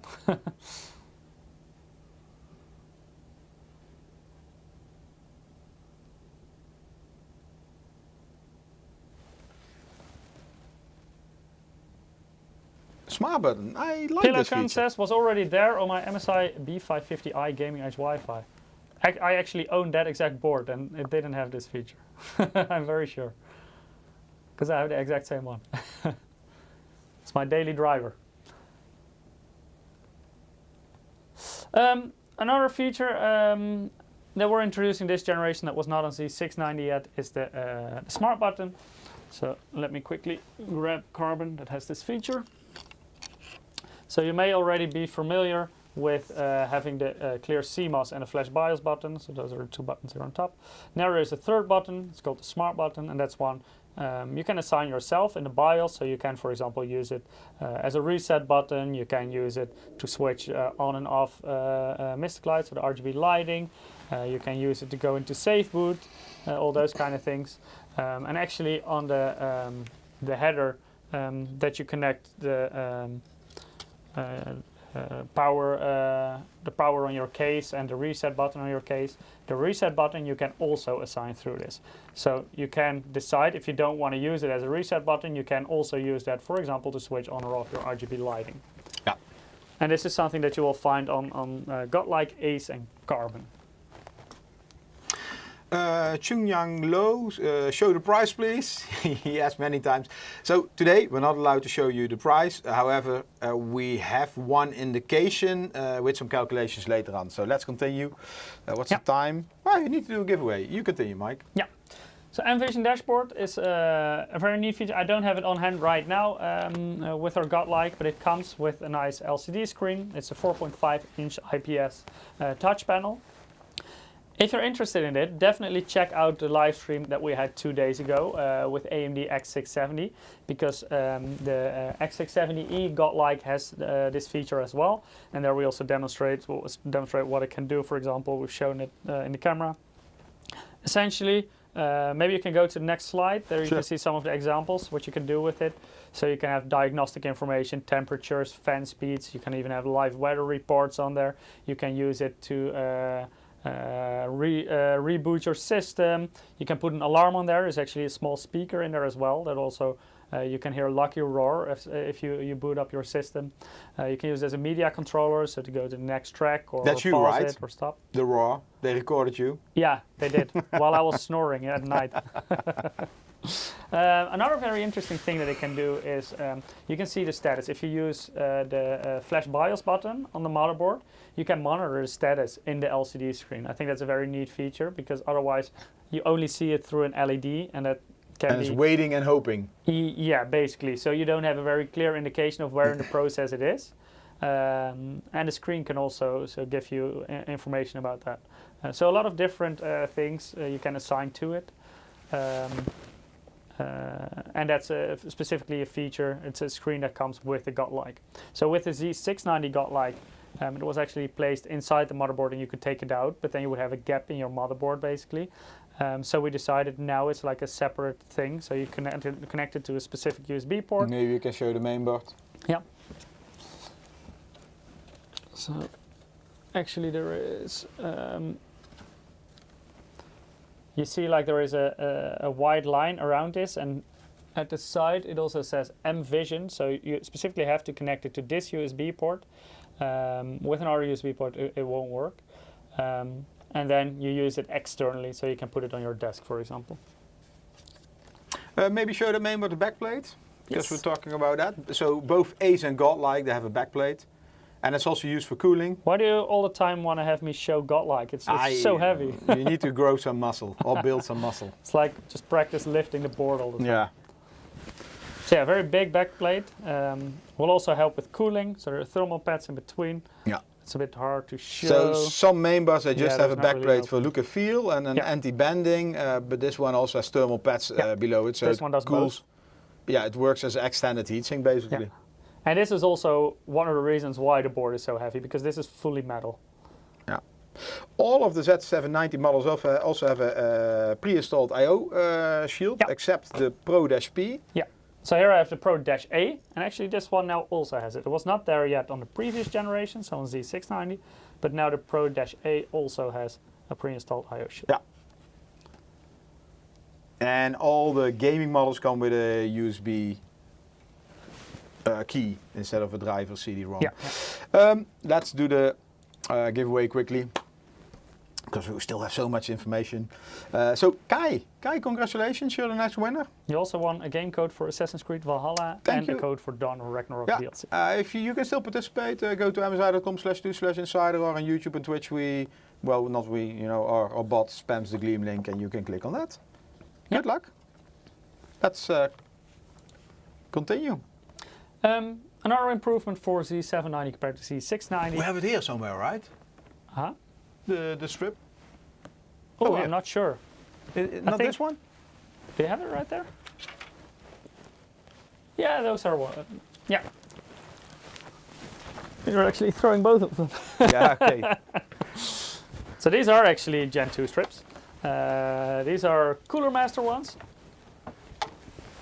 And these are addressable RGB Gen 2 strips, basically meaning you have more control over what it can do.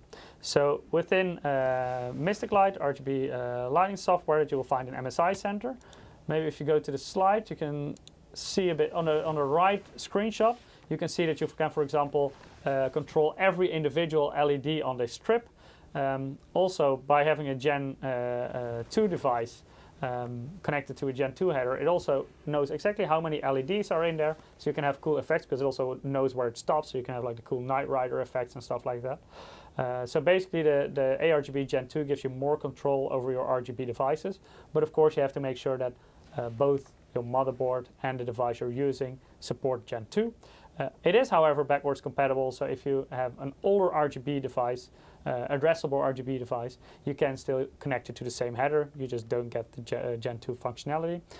Important here to mention is that it's backward compatible with other addressable RGB devices. So if you have like the older non-addressable RGB devices, don't connect that one to the header because the addressable ones work at 5 volt, it's a 3-pin connector.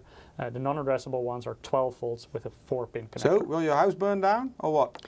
No, but you may break your RGB device with it, and you don't want to do that. Also not? No. Because it's not made for 12 volts if you connect it to it. So, let us run through all the models we have in more detailed. So, Mike, maybe you take the board? Yep, let's start with Pro.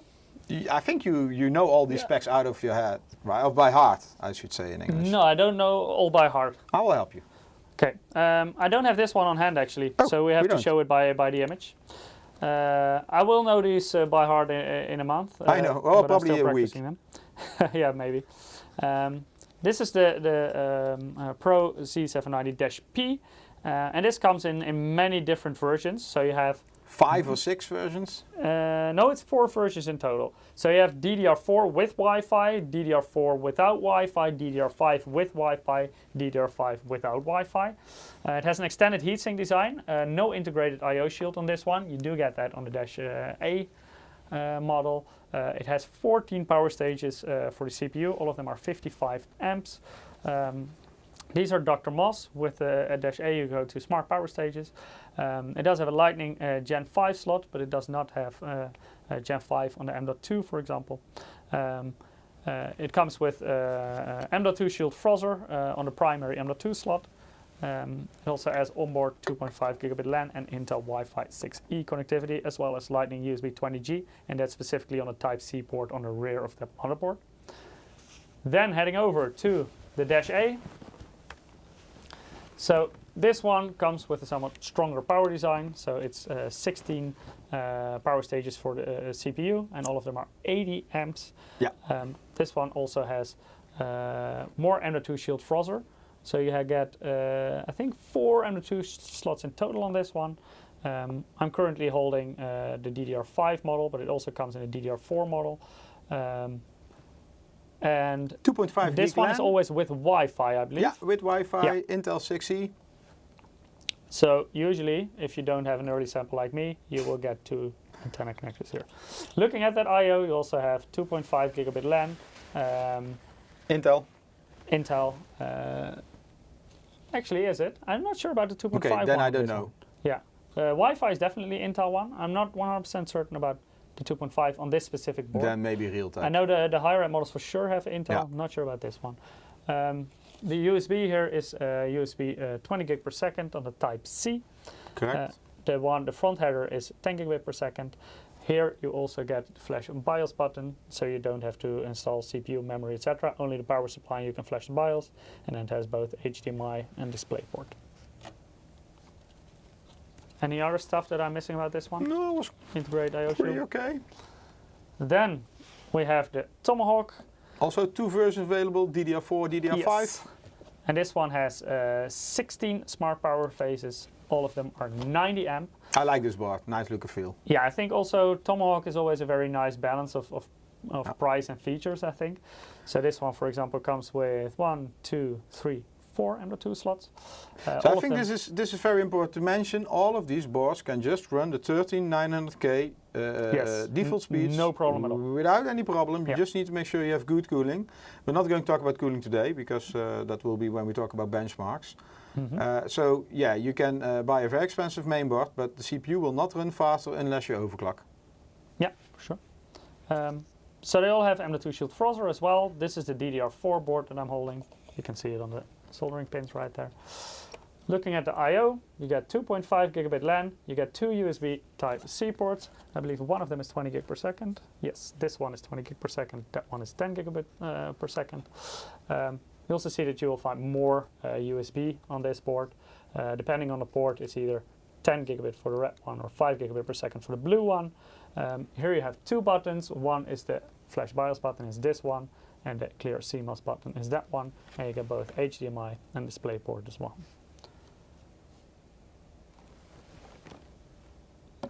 Then heading over to Edge. Also, DDR4, DDR5 boards available. Yes, correct. This one has extended heatsink with a heat pipe in there. Oh, sorry. Yeah, other one. I believe this is 16 smart power stages, yes. 90 amp. Yeah, indeed. It also comes with the screwless M.2 Shield Frozr. So that's the you one just I demoed that before. on this model? Yeah. On the I/O, we'll find 2.5 gigabit LAN, Intel Wi-Fi 6E. Let's maybe see if we see this better in the main camera or the colors. Can you show the front? Oh, yeah, it should be a bit better. Yeah. But you still have a lot of the studio lights. We so have, yeah, too many lights. So it's a very, this works better. If I tilt it, then it doesn't shine directly. So you see the difference between white and silver. So it is silver. It has some white accents, like you can see here, for example. But the heatsink itself is silver. Back to the I/O. A lot of USB ports. One again is 20 gig, I believe. Yes, that is this one. That one is 10 gigabits per second. All the red ones are also 10 gigabit per second. The blue ones are 5 gigabit per second. Both Flash BIOS button and the Clear CMOS button right here, and both HDMI and DisplayPort on the rear I/O. So a lot of people are talking about Unify. First wave will not include Unify, so we're not talking about Unify today. No, not at this point. Does it mean it's coming or not coming? Nope. Then, my favorite. So Mini ITX. If this is really your favorite, I don't have to explain anything. Anyway, a sneak peek. So this, well, what is not on here is that it's a 12-layer motherboard. It has 2 DIMM slots, and that means this is also crazy good for memory overclocking. If you're into memory overclocking, this one can reach DDR5 frequencies of over 8,000 megahertz. So that's a lot of megahertz transfer per second. Marco on Twitch is asking, no 20 gig ports on the Z790 boards? Yes, all of them have a USB 20 gig port, and some of them have 2 or even, I think, 3 possible? No, 2 max. No, I think 2 is max. I would say. Yeah, indeed. But for example, the Godlike and the Ace, they have 2 ports on the front, and on the rear they have 2 Thunderbolt ports up to 40 gigabit per second actually. Yeah, so that even goes beyond the what USB. But then the question is also, do you have USB 40 gig devices? Not yet. At this point, do you actually can already buy them? No, don't think so. No, not at all. I didn't look at it, but maybe I also didn't saw it, so I guess not.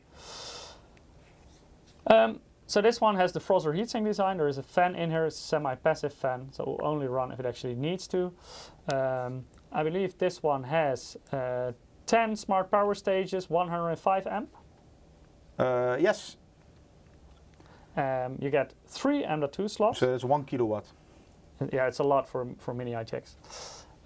2 M.2 slots, so it's maybe a little bit hard to see, but there is a small PCB in here, and you can put one on top and one at the bottom. And also below this one, you will also have a heatsink, so both are properly cooled as well. And one on the back. And there is indeed a third one on the back that you can place right here. If you're going to use a very high-end power-hungry SSD, don't place that one on the back, because those are the ones that need additional cooling. The one on the back will not get additional cooling. This is fine if you have like a more efficient, for example, a more entry-level Gen 4 or maybe even Gen 3 SSD. There will be no issue.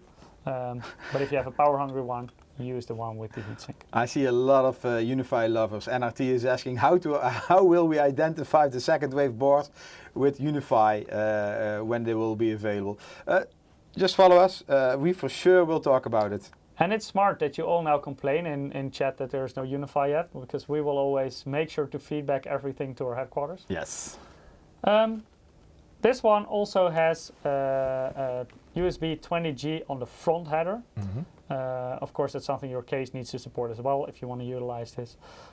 It also has USB 20 gig on the right there. Put a 4090 on that board. Yeah, it will be crazy. It fits? It fits, but the card is a lot bigger than the board. Yeah. So both 2.5 gigabit LAN, Intel Wi-Fi 6E. This one is also quite heavy, not? For a mini ITX, yes. Also has to do with the fact that it's quite beefy cooling. Sink, yeah. And there is also a heat pipe right there, for example.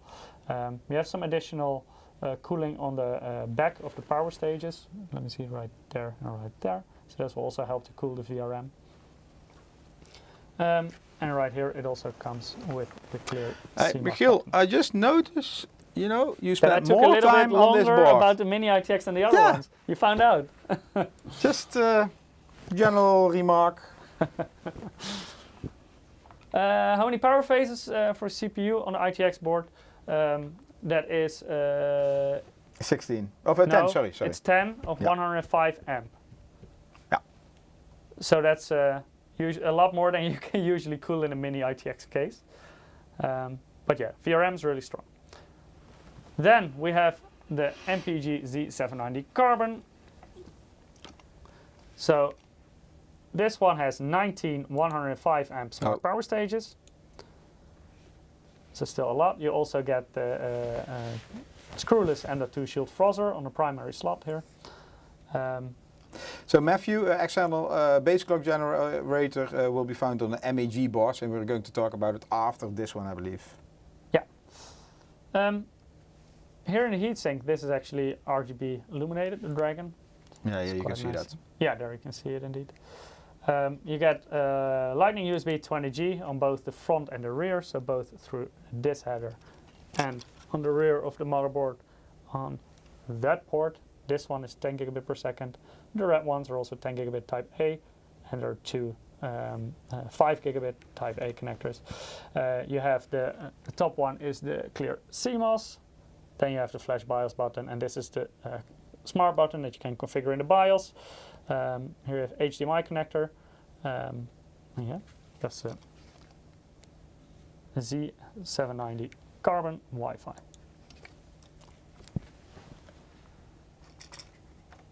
Then heading to the even heavier boards. Let's start off with the Ace. So this model has 24 105 amp smart power stages. I see a lot of protection plastic. Are we going to remove that now, or will we wait until we do the benchmarks? I can do some now. If I can peel it off, it's a bit difficult. Just wait. We will do that when we put a CPU on it. Because there is like protective film all around. Yeah. So as you can see, as you're familiar with from Ace, it's nice black with golden accents. So 24 105 amp smart power stages specifically for the CPU. This one I believe has 5 M.2 slots. All of them are equipped with M.2 shield frozzer. All of them are actually dual-sided M.2 shield frozzer. It also has a FinStack heatsink for the VRM. So let me see how I can best show this. So these are all FinStacks. Can you angle it a little bit? Yeah. And there is a dual heat pipe in there as well. Then it also comes with dual Type-C headers, so front Type-C for your case. One supporting power delivery, that's that one, and goes up to 60 watt if you connect this one. Otherwise it's up to 27 watts. What else am I missing? The I.O. So dual LAN, both are 2.5 gigabit LAN. This board also has dual Thunderbolt connectivity right there, Thunderbolt 4, with the mini display port inputs. You get Intel Wi-Fi 6E as well. Does Ace have a dual BIOS? Good question. I think it does. I Yes. think the You even get a MEG switch board. right here. Okay, yeah. A dip switch. The switch is to select the BIOS. Yeah. So yes, it has. Let me see, what else am I missing? But Carbon replace Unify. Oh my God, I'm saying no. Just wait.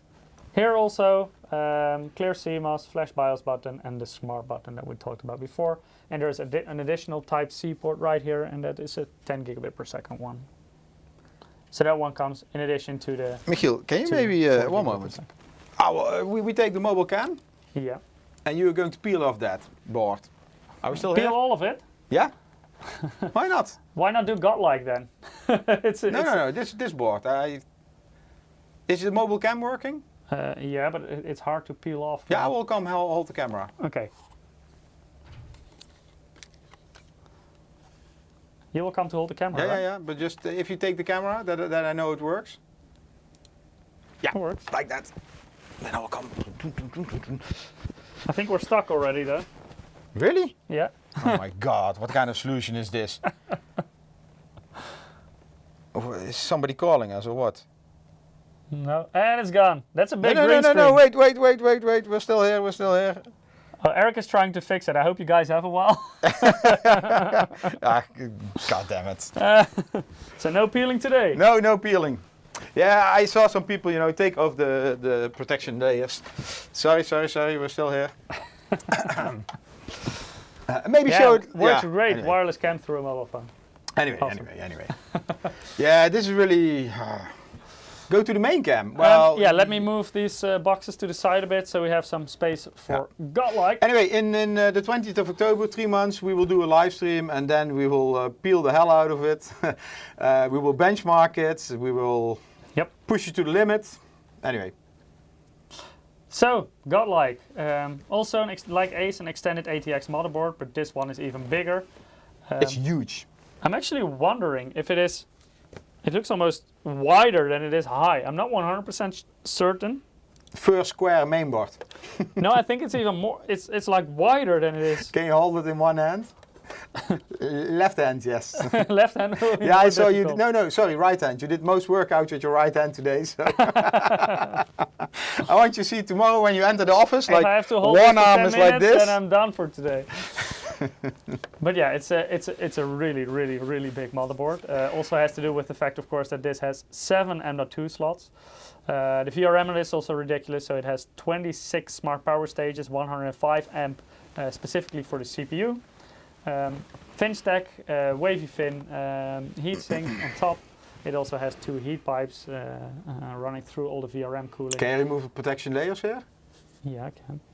1, 2, 3, 4, 5, 6. There's one. Nice and shiny. There's some RGB lighting in here as well and throughout the whole motherboard. So more protective films. So you guys still have some peeling. That was a silent peel. Yeah, that was a silent one. It depends on the surface. This is a loud one. Let me see, do I have more? I already took the one from the... Yeah, you have one more. Oh, there's one.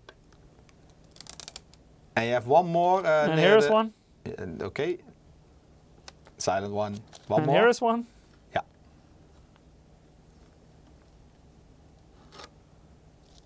One more. Oh, here is one. Was that it? No, one more. Ender 2 Frozzer, first one. Oh, that one is hidden for me. Wait, I have to turn it around, otherwise I can't reach it.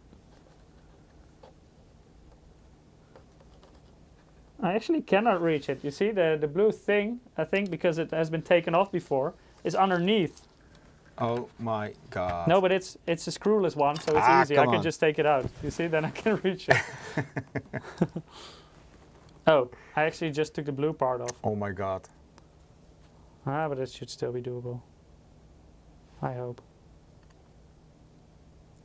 There we go. So many spots for fingerprints. Yes, this is not. This is something to look at, not to cuddle with. No, you never cuddle with your motherboard? Only in the winter. Of course you don't, because you don't have mini ITX. If you would have mini ITX, you would. So this is actually, as you can see, this is a toolless one, so you can easily click it on. But this is also a toolless one, and this one actually hides 2 M.2 slots right there. All the connectors are angled on the side. Yeah. So here you can properly see it indeed. So In the air, we cannot see it like this. Or higher. High? Yeah, like this. I want to see you lifting the mainboard. Yeah, I already had Okay, that can feeling. you show it from the side? Yeah, I can. How heavy is the board? Very heavy. okay. Yeah, we should have a scale here, but I don't know by I'm going heart to how check. heavy it is. But I'm not sure if it's already online, the product yeah, page. I'm not sure if Godlike is already listed, but most product pages should be online. But I doubt Godlike. No, Godlike is not there. Oh, no. Already had the feeling. Can we compare it with Z690 Godlike? This one is more heavy. Yeah, this one is also bigger, wider. There we go. Bigger, wider, better. Faster, stronger. So the Z690, You see how shiny it is? I can see myself here. hey, we don't mention the weight of the mainboard on the website. We don't. No. Maybe that's better. Yeah.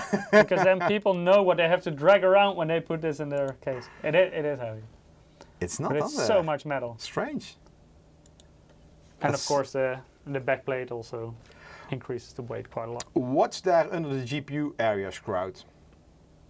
Under what one? Which one? The GPU area. The GPU area. Yeah, and the 2 slots. Maybe you Here, remove them all. yeah, these are all M.2 slots. I can remove all the heat sinks maybe. There you can see all 7 of them. So these are without screws. So those are easy.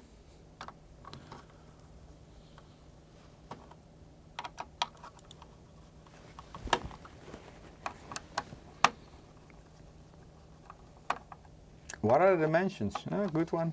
It's not online. I'm also so- curious, especially if I'm curious if it's wider than it's high. No, I cannot see that. Oh, I didn't fully screw it off. There we Don't scratch it. go. I can already see fingerprints though. That's no problem. Looks like 12 by 12 inch.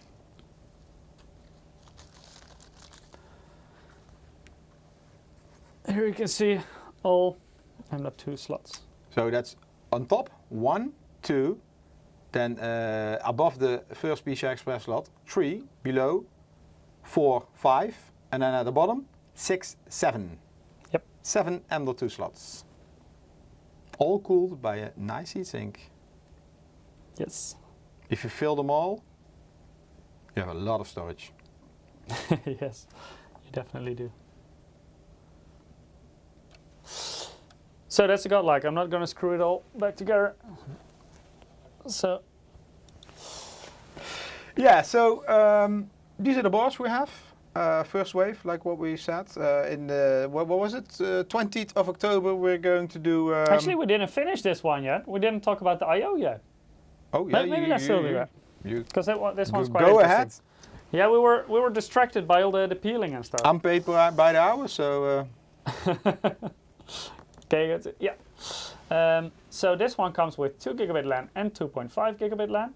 It also comes with dual Thunderbolt 4 as well as an additional Type-C 10 gigabit per second connector. It has the Smart BIOS button, the the Smart button, the Flash BIOS button, and the Clear CMOS buttons. Of course, Intel Wi-Fi 6E, audio connectivity here with SPDIF. Dual front USB Type-C, both of them 20 gigabit per second, and if you connect this one you also get power delivery over the primary one up to 60 watts.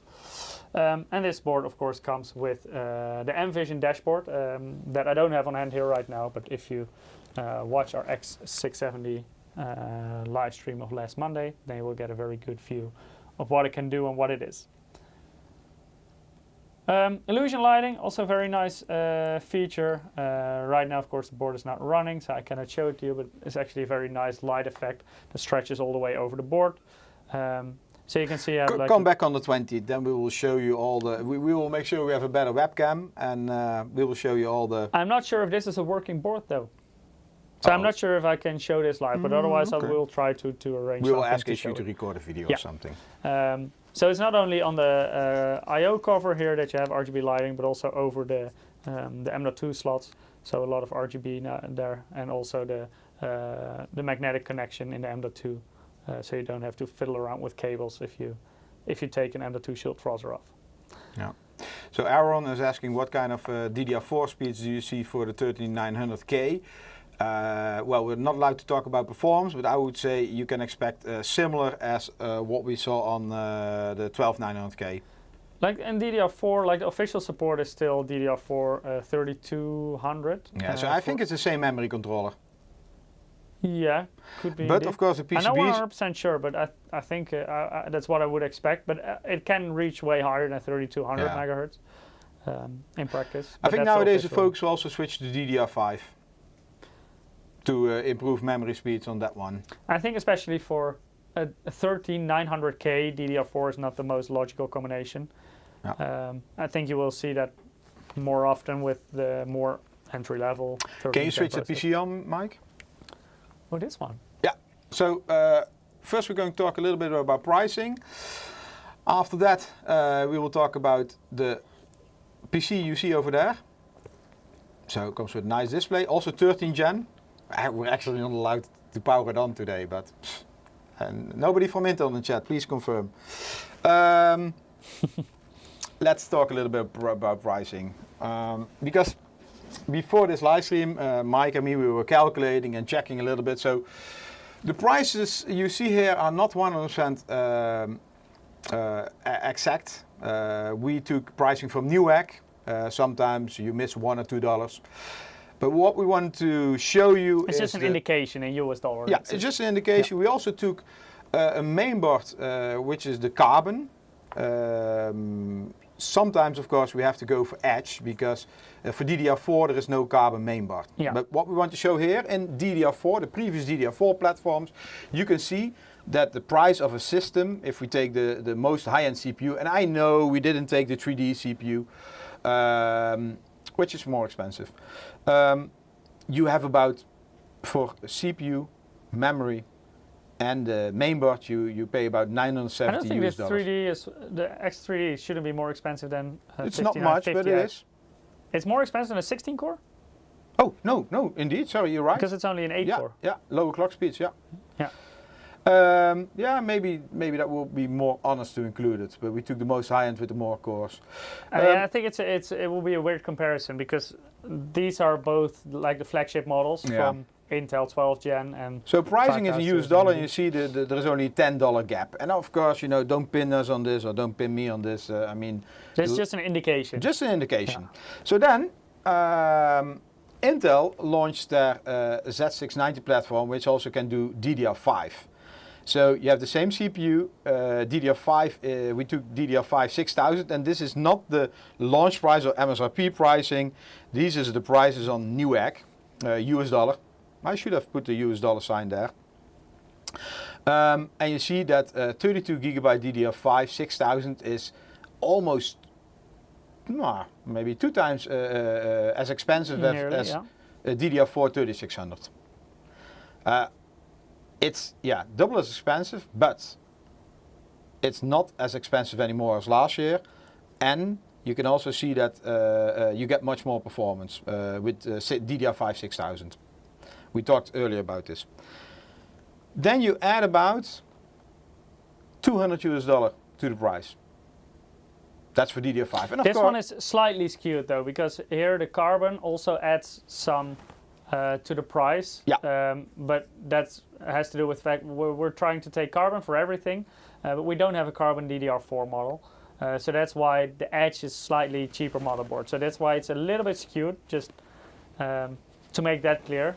So it makes the difference a little bit bigger than and it should I be. see already what CL. I just took some kits from Corsair on Newegg, which were popular.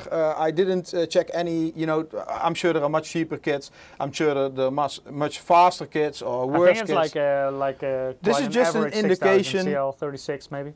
Yeah. Now AMD launched their AM5 platform, sorry, AMD 7000 platform. So CPU is more expensive. You need to go for DDR5, which we already saw is twice the price. That's a typo. It should be DDR5. Am I going to correct that, Mike? Did you make this, that there is a typo in there? Maybe you talk. I correct this because otherwise people will get a. Okay, Eric will fix it. Eric But will. yeah, basically, when you go AM5, you don't have a choice. So you will always end up DDR5. So going from Ryzen 5000 series to Ryzen 7000 series will come with a price increase by default. It's a quick fix. But it's a fix, right? Yeah, it is a fix. It's a fix. Anyway, I should fix that on the other slides as well. Yeah, so and you see already that the AMD 7000 platform, based on MSRP pricing for the CPU and the mainboard, doesn't have to be, probably they can be lower in the market. There's just MSRP pricing. In the beginning, probably this will be the price. In a few weeks, months, there will be, I don't want to say oversupply, but there will be enough supply, and then these prices will drop. But you see, you add again about, what is it, 350? Is that correct? What's the gap between 12 Gen and 7000? No, it's 280 approximately. Yeah, indeed, yeah, 280. So, yeah, that's what you pay for more high-end platform. But of course, here you're still comparing like the older Intel platform, so 12 Gen, to the latest AMD platform, 7000. Yeah, I go back again because I need to fix this error also on the other slides. I'm sorry. Yeah, otherwise people. Typos. Yeah, otherwise people get the wrong. Let me quickly read chat as well. Bruce asking, are these motherboards going to be quad-channel compatible with RAM? No, it's still a dual-channel memory controller. Some do have 4 DIMM slots, but it's still dual-channel. Okay, we're going to take away DDR4. Now we're going to talk about DDR5. So 13 Gen launched.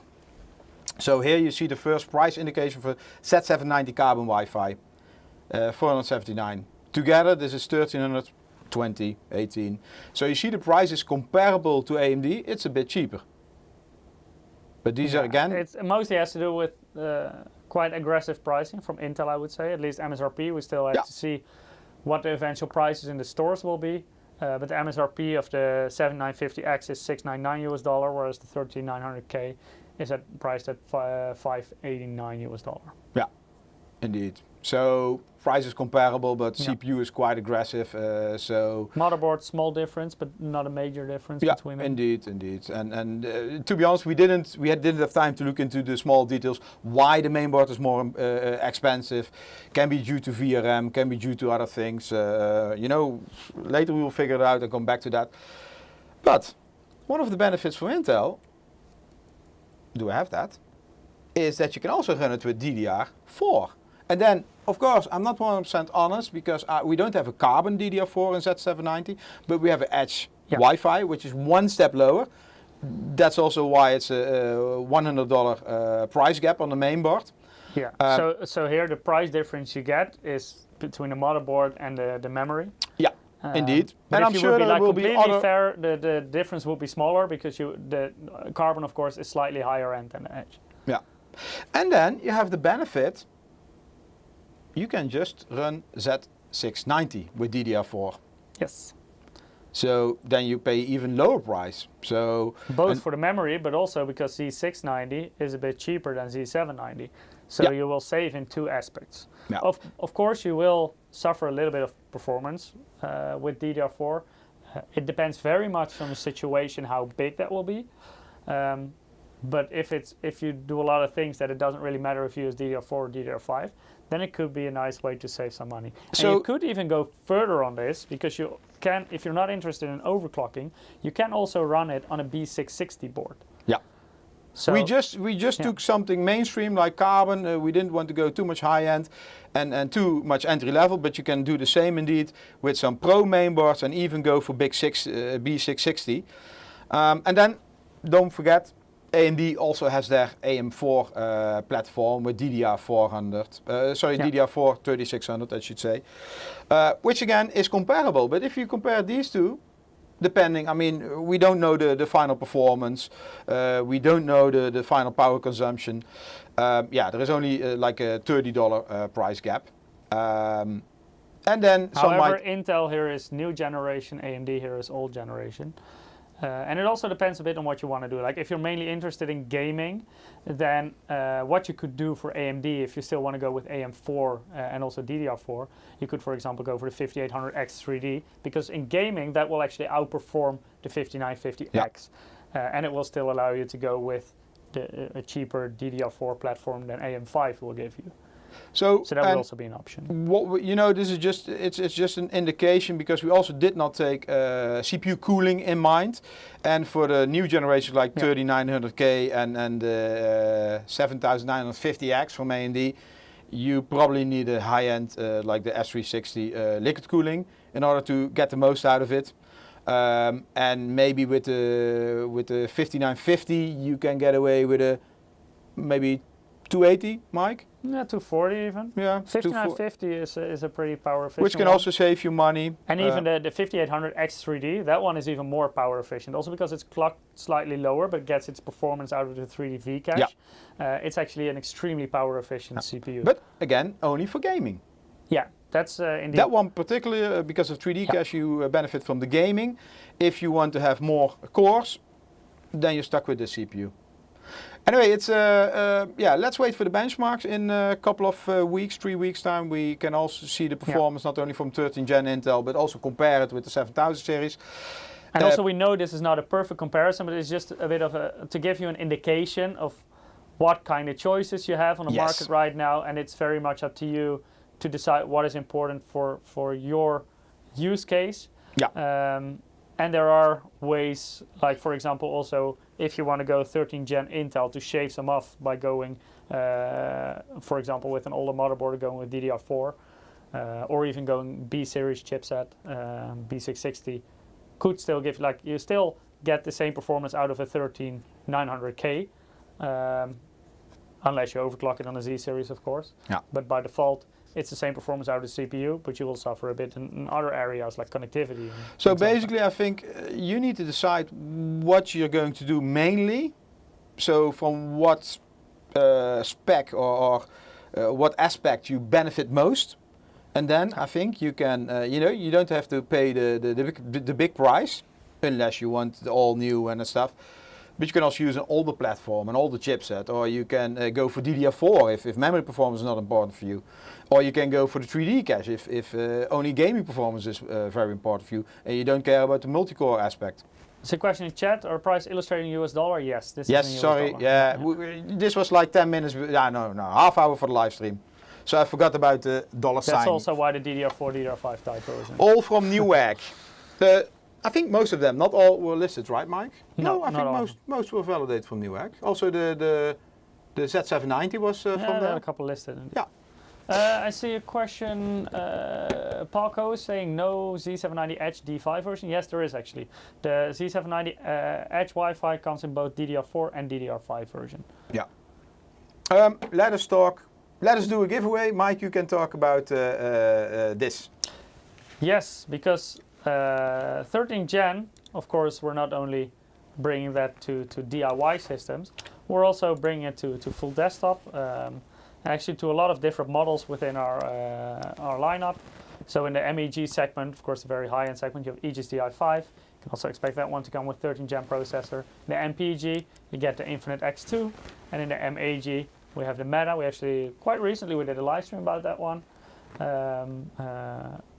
Wait, the Meta is the AMD one, and the Codex is the Intel. No, one, right? Meta, you have both. You have actually 3 versions. No, Meta is always AMD based, but I believe it's NVIDIA or AMD graphics card. You have Meta 5, you have Meta S. Yeah, okay. You have AMD plus AMD, AMD plus NVIDIA, and Intel plus NVIDIA. Yeah, so a lot of choices for that one. Yeah. So basically, this is an overview of the desktop lineup, and while we're here, I'm going to say that Shake is our next winner. You can still participate, but we're about to close. So go to msi.com/do/insider, or on YouTube and Twitch you can click on the Gleam link. And we just continue because we still have some content to cover. So I know, very small, very small. This is a roadmap, internal roadmap. I'm not going to show you 2023 because also some things are planned. I'm not going to show you everything here. I just want to highlight the 4 new models we're talking about today, because we're talking about the 13th generation CPU. Mike already said it. We will also have gaming desktops with it. So on top, on the right side, light blue color, you see Asus TI5 13th gen based on Z790. Then you see Trident X2. Also 13th gen, Z790, and both of them will come with a next generation GPU, which means RTX 40. I think now you already know. Last week you saw that. Then in the middle, in the Infinite series, we have the Infinite X2 first 13F, and this is based on Z690 and with a current gen GPU. So this is not only to lower down the cost. So RTX 30 series. Yeah, RTX 30 series. Yeah. Actually, I think in most of the regions we will have 3070 and 3070 Ti, maybe even up to 3080 Ti, but that really depends per country what they decide to carry. With this, we already told you, Z790, so you don't lose a lot of features compared to Z790, Z690 I should say. Current gen GPU, this is because the next gen GPU in the beginning there is always shortage. And yes, I know with RTX 40 we said the supply looks good. I'm talking about the volume what we need to have for these machines. Yeah. And then later there will be an Infinite X2 13th gen with Z790 next gen GPU, but that probably will launch beginning of next year. Some of the upgrades, of course, we need to make because Michiel already showed you that the CPUs are more power hungry. So we're also upgrading the cooling solution. So Trident X will go from actually we redesigned this one. So Trident X was I don't know how many liters, but it was a small PC. It could fit in 12 gen, but now moving to 13 gen and also be ready for the RTX 40, which cards are 3 slots. You need to be able to fit it in your case. So we redesigned the case. It not only instead of air cooler gets 280 millimeter liquid cooler, but also RTX 40 GPU. But it will be bigger. That's something to keep in mind. Yes, indeed. Actually, Michiel, well, later we will talk about that. You have one on the table. Yeah. And then we will move Codex and Infinite X series from a 120mm to a 240mm, also to a new design which is called the Infinite X2. We don't have one yet. It should already be here because we are going to record a video for this one. But it's somewhere stuck in between Germany and Holland. Not sure what happened to it. Maybe one mailman is playing games at home. 13 gen RTX 40 already. Don't know. So Michiel, this one you have on your desk right there, right? Yes. Shall I move it a little bit to the middle? Let me get my can out of the way. It's huge. So today we're just going to quickly highlight this. These are coming up, so we will have dedicated live streams about them, going in depth, all the features. As you can see, this one also has the display. You saw last week on Godlike, and Michiel talked today also about Godlike. And this display has similar features. So with a touchscreen, you can already. Yeah, I'm not sure if it fits. Does it fit in the closet? No. Why did you use such a short cable? I cannot go any further. Yeah. Wait, let me first turn it so you can see the display a little bit better. Don't damage the main board. Sorry, I killed everything. Yeah. But here is the screen. Yeah. So what shall I do? I can go through. One moment. The close up. Oh, I can. Can you? It's possible that we put.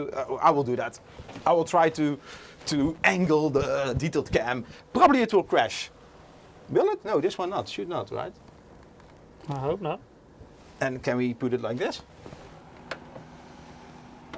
Ooh. Yeah, it kind of works. And can you see me? Hello.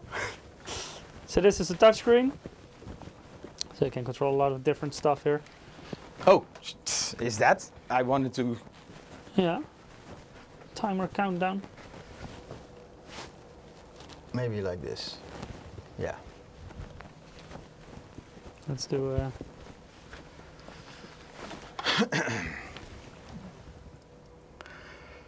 Hey, really nice So selection. yeah, it comes with a lot of features. RTX 40 GPU, 13th gen. There is a ATX 3.0 power supply, and it says here up to 1000 watt. And this, of course, depends on the configuration of the SKU.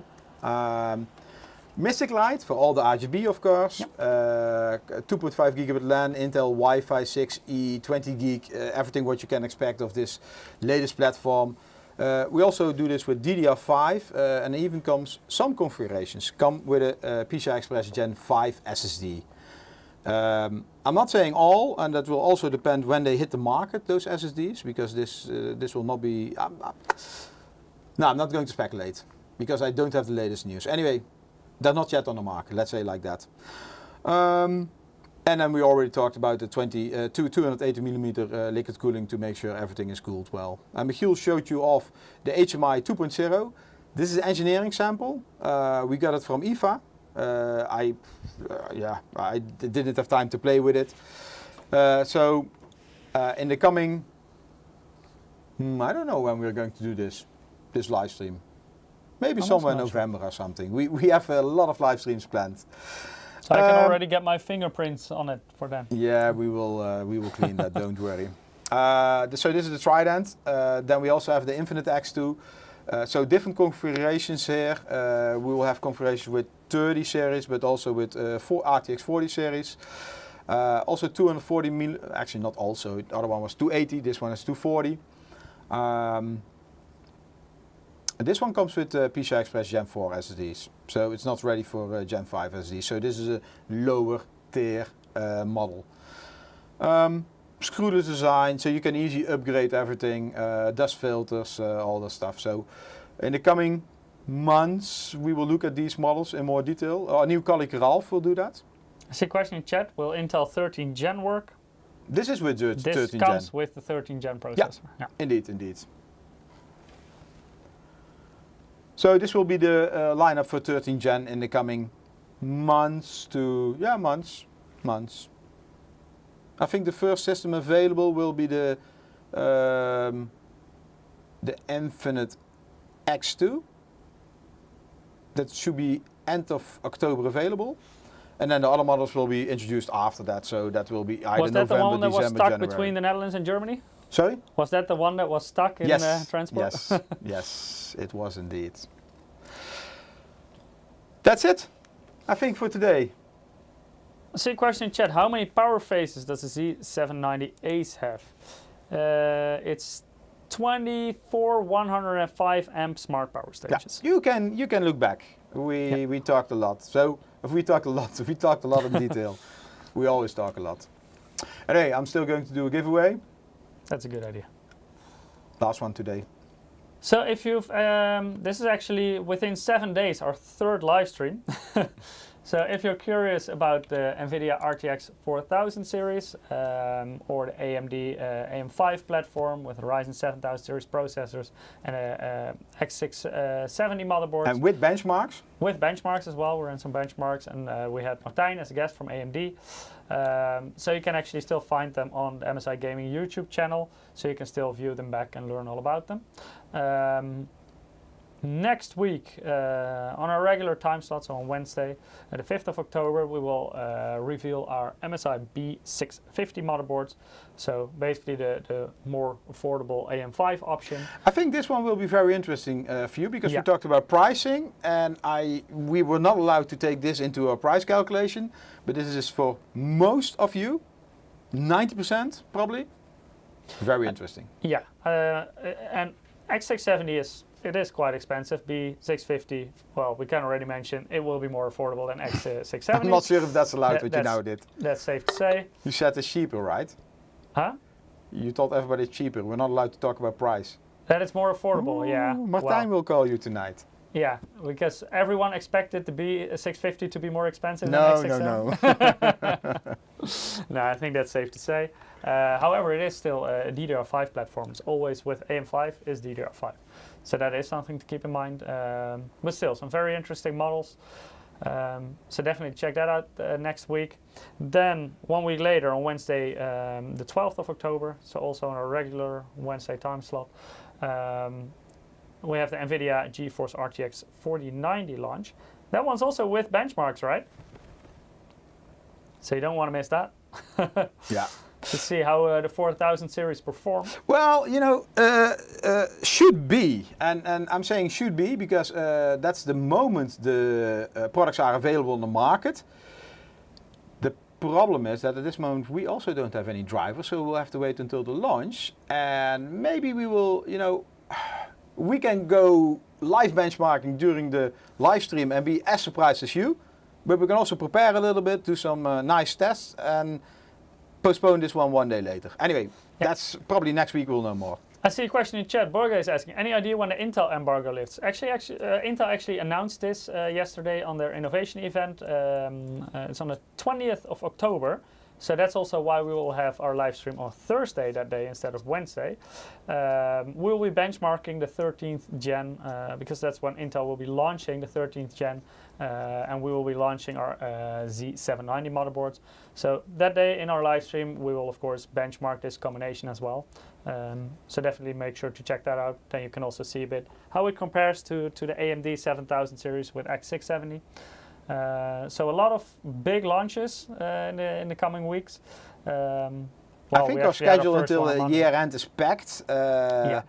It's all so close to each other. But not everything is confirmed. We're still having some NDA products and some products we want to show you before the official launch date, but it's still waiting for confirmation. Yeah. So but busy times. We're not allowed to take holiday in these months.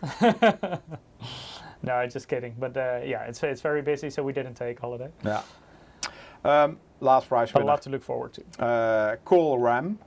Congrats. Congratulations. You also won a game for Assassin's Creed Valhalla with the Dawn of Ragnarok DLC. To all winners, keep an eye out in your mailbox because we'll email the codes to you in the coming days with some instructions on how to redeem them. And we hope you enjoy the game. I still see some people begging for Unify. Yes. We will follow up. Don't worry. Thank you all. See in chat, getting paid to play with tech is a holiday. True. It is somewhat. True. But also sometimes a nightmare. So yeah. Because we always get the unfinished stuff. That's true. Sometimes it can be a struggle. Yeah. But it can also be a lot of fun. Anyway, I go here next week, but you already know that, B650. I hope you guys enjoyed it today. Thank you so much for joining as well. Except the webcam needs to get fired. Yeah, the close-up cam, it was our old one actually. That's not very great. Anyway, we will fix that. Yeah. Thanks for joining everyone. So next week it's in our regular time slot on Wednesday, the 5th of October. We will reveal the MSI B650 AMD AM5 motherboards to you. So make sure. No Monday we take off. Yeah. Will there be another stream on Monday? Sleep in on Monday. Bye bye. Bye.